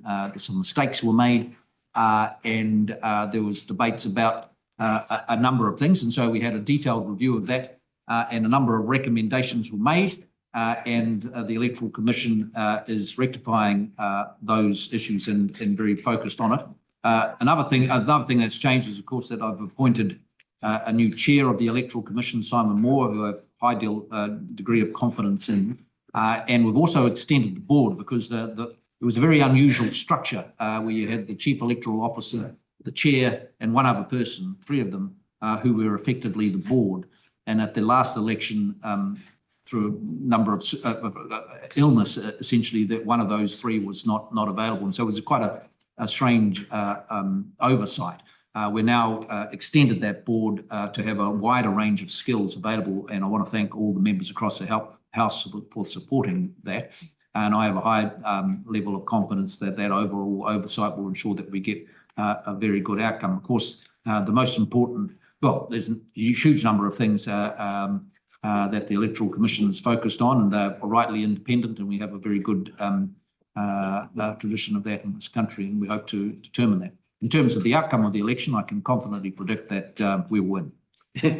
Supplementary, if I may, Mr. Chair, is the confidence, public confidence has declined, and Yes. I think the measure they used was something like 76% down to 66. So how important is it for you as Minister to see that rise? Well, very important. And so, again, for the benefit of those tuning in, listening into this, there are various levers that a minister can have when it comes to the Electoral Commission, bearing in mind the Electoral Commission, for obvious reasons in a democracy, has a significant degree of independence from government of the day, because obviously we need to have an even playing field when it comes to the running of elections. But the three levers are the appointment of the leader, the chair and the board. Then secondly, I write a letter of expectations to them, focusing on particular things. And one of the things that I focused on in my letter of expectation is that I expect you to have a plan and to be able to demonstrate a plan to increase the levels of trust that New Zealanders have in the Electoral Commission. That they come back to me with all the things that they're going to do and what they're doing. Of course, the most obvious way to improve that is to have no mistakes and timely results and all those sorts of things. And then finally, another thing that I'm obviously put in my letter of expectations was a focus on getting as large a number of New Zealanders enrolled by RIP Day, so as to reduce the number of special votes.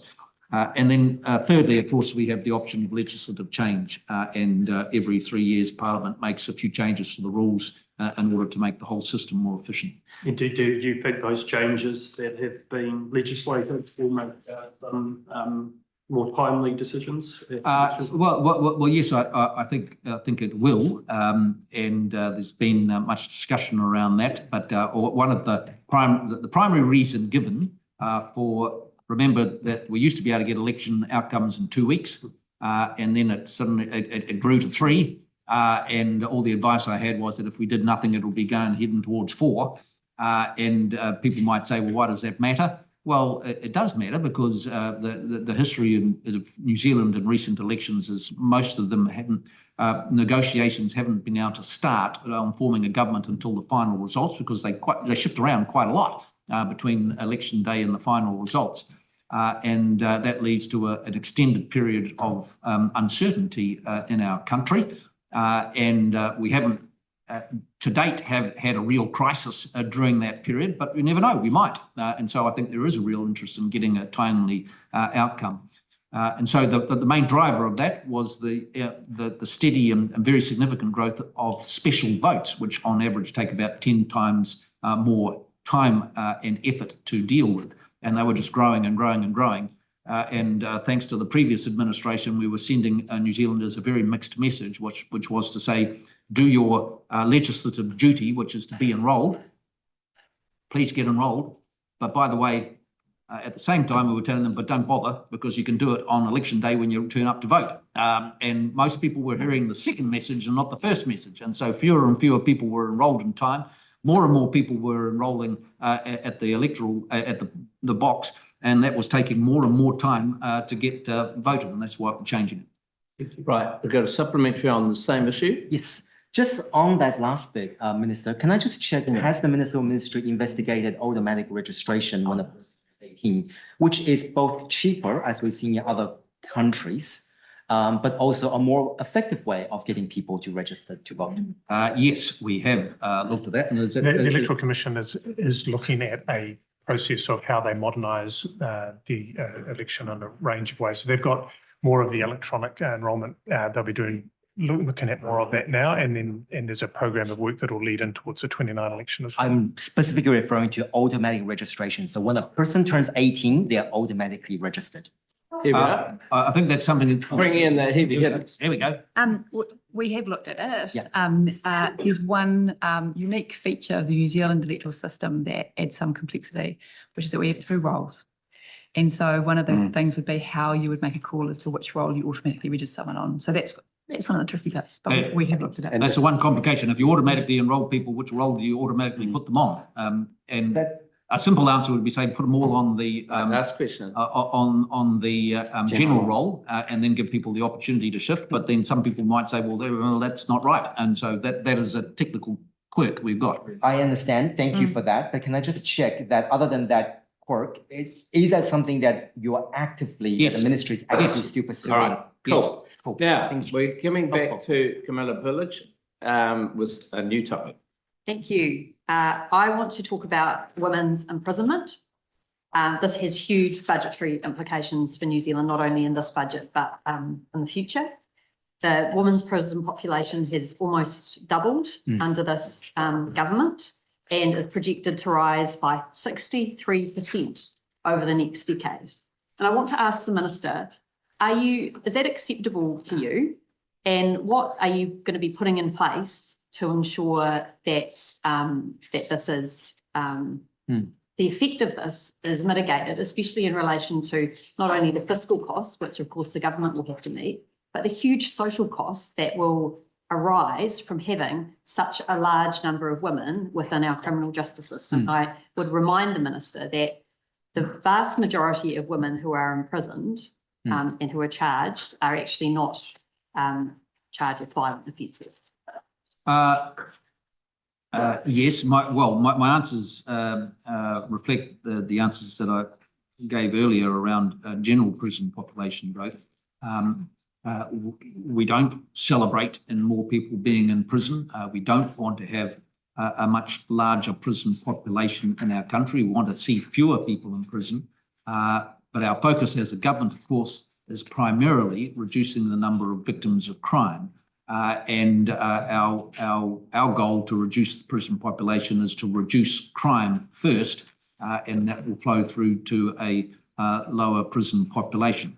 I want to make the point for people tuning in that it's not easy to get sent to prison in this country. You do have to make a real effort, and in terms of, and that is either the vast majority of people generally in prison are there because of violent and sexual offending. The member is right to point to a difference in terms of the gender. But to get into prison, one needs to be convicted of a serious offence or a number of repeated offences that collectively lead to an imprisonment.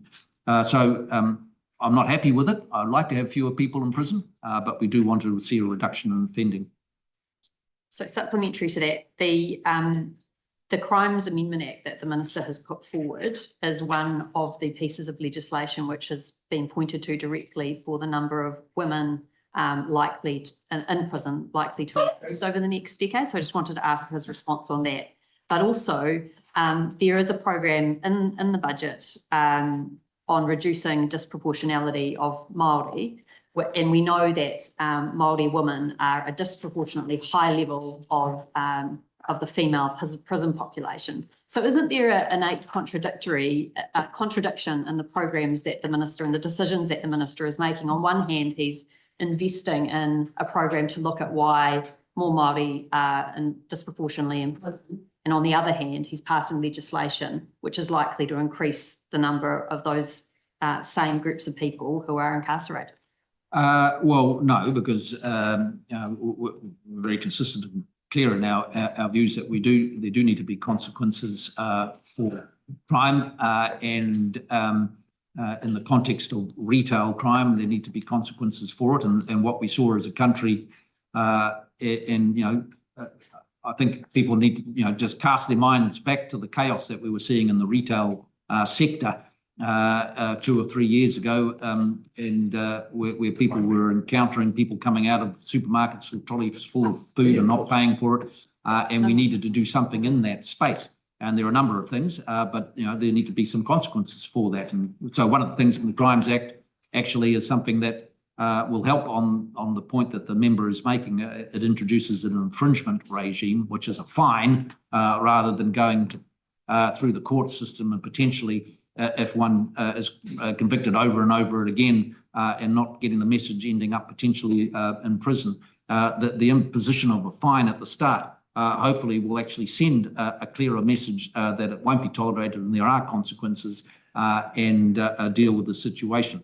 But at the same time, of course, we're very mindful of the disparities in the prison population and the overrepresentation of Māori, and that's why as our government, and I acknowledge the work of the previous government in this space, and the government before that, and the government before that, has been a series of efforts made to reduce that disproportionality. And we've got a lot of programs underway across the justice sector, most important one being the Te Ao Marama court processes. We've got the alternative pathways for wahine Māori, such as Ara Potama, wahine e rere ana kia pai hu strategic plan, the Apanui Justice Program, the Te Paeaoranga, a whole series of programs that are dedicated to providing different approaches. And I think the only conclusion I'd make is that it's hard work, but we're throwing everything we can at it.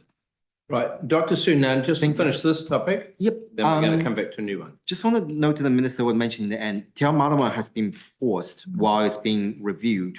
But I want to check in terms of the correlation between the budget and also measurable outcomes. Can the Minister give us an international comparable where incarceration has led to a reduction in crime? Well, I don't have an international matter, but somebody as part of the team might. In terms of measurable progress, I can only point to the most basic and fundamental measurable progress, that we have 46,000 fewer victims of violent and sexual offending in this country than we did 2.5 years ago. And that is 46,000 fewer families that have gone through the trauma of being victims of crime. And so that's pretty powerful, I would have thought. What was the first point that you raised, which I just wanted to... Te Ao Marama has been... Te Ao Marama, yes. So Te Ao Marama, yes. I mean, I suppose it is a contrast between this government and the previous one. So there's been a very significant expansion of the Te Ao Marama courts, which are just for people tuning in and might not know what the heck is that. it's a court that very much incorporates Māori approaches to crime and justice, and involving the broader community and the whānau, and a more restorative approach to justice.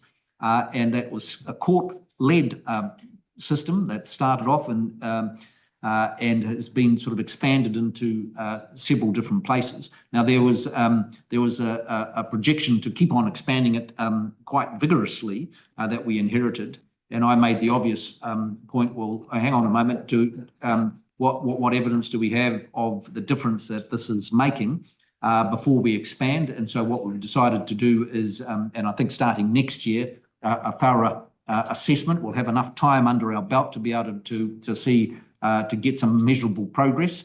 And once we've done that, we'll be in a better position to either stay where we are or progress further. And we've started the evaluation, but it will be concluded next year because of that period of time. And some of the Te Ao Marama practices are being applied throughout all courts. It's just those where there are particular funding streams attached with community providers that is limited to the 8 courts where it's had a more comprehensive rollout. Right, we've got 5 minutes left. Camilla Billich is going to introduce. We don't have to use all the time, Mr. Chair, if people are tired. Well, we've got to hold the ministry to account. So. Okay. Right, Camilla. Minister, how much of the baseline funding in this budget will be directed towards legislative and advice associated with preventing Mike from taking further legal action in relation to climate change tort law? And with that proposed legislation, when do you envisage that will be introduced, and will it be passed before the election? Well, in terms of the precise figures of is this your jurisdiction, or is it? Yes, no, it's definitely my, yes, and Ministry of Justice officials were involved in the formation of the cabinet paper and the legislation being developed. I don't have an exact figure. It'll be, somebody would be able to figure that out, I'd imagine, although it's quite difficult to disentangle it from all the other things that we do in the justice space.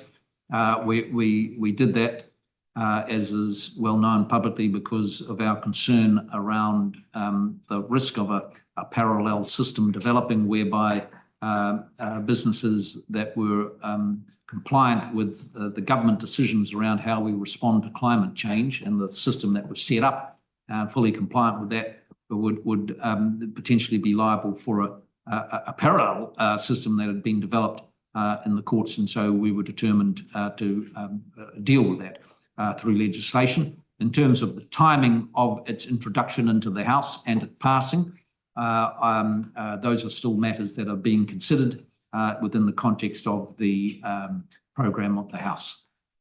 Supplementary on that, in terms of your role as Minister of Justice and the decisions you make around spending, do you think that this case was dealt with in a transparent way? And if not, do you think that you should be investing more into advice, looking at how people can have confidence in the processes that the government has made around dealing with corporate interests and their obligations under the Official Information Act and the decisions that the executive? Yes. I mean, we're very mindful of that, and we obviously take enormously seriously the need to maintain confidence in the broader system that we have. And I think it's, as has been documented, there were some lapses in some of the information that was passed on that I think the Prime Minister has referred to, and we weren't happy with that, and we're seeking to deal with that in an appropriate way.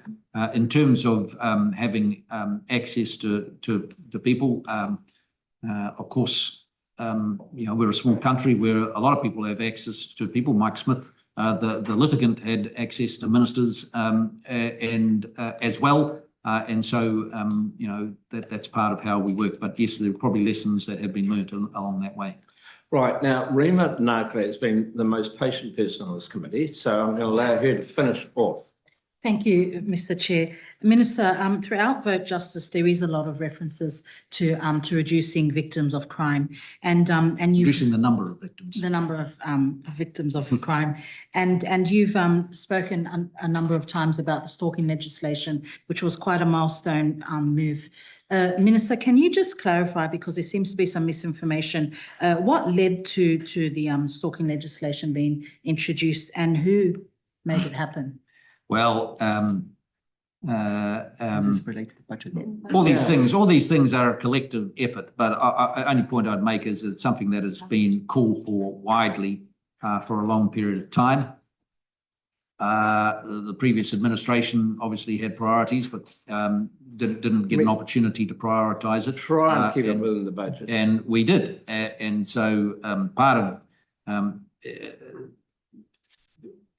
the point that is often made by members opposite in terms of the significant costs of the justice system and the corrections system for holding people to account is true. And one element of that is the stalking legislation, which will lead to some people who have stalked other New Zealanders and made their lives miserable will be held more effectively to account. And we're pleased to have got on and done it. A lot of talk about it, but we've got on and done it, and I'm very pleased that we've passed that legislation. Thank you. Right, Minister, I want to thank you for being here and being very open. I want to thank the Secretary of Justice and the team. I want to just reiterate our thanks to you for what you do on behalf of New Zealanders, and hopefully you can go and have a nice relaxing See you lunch. after lunch. Thank you. Can I just so I don't pose your own questions, do you have an example that I mentioned? Where there's been an example? You can ask Lawrence, we'll do that. Lawrence, we'll do that later. Right, guys, we're going to break now until 2. That has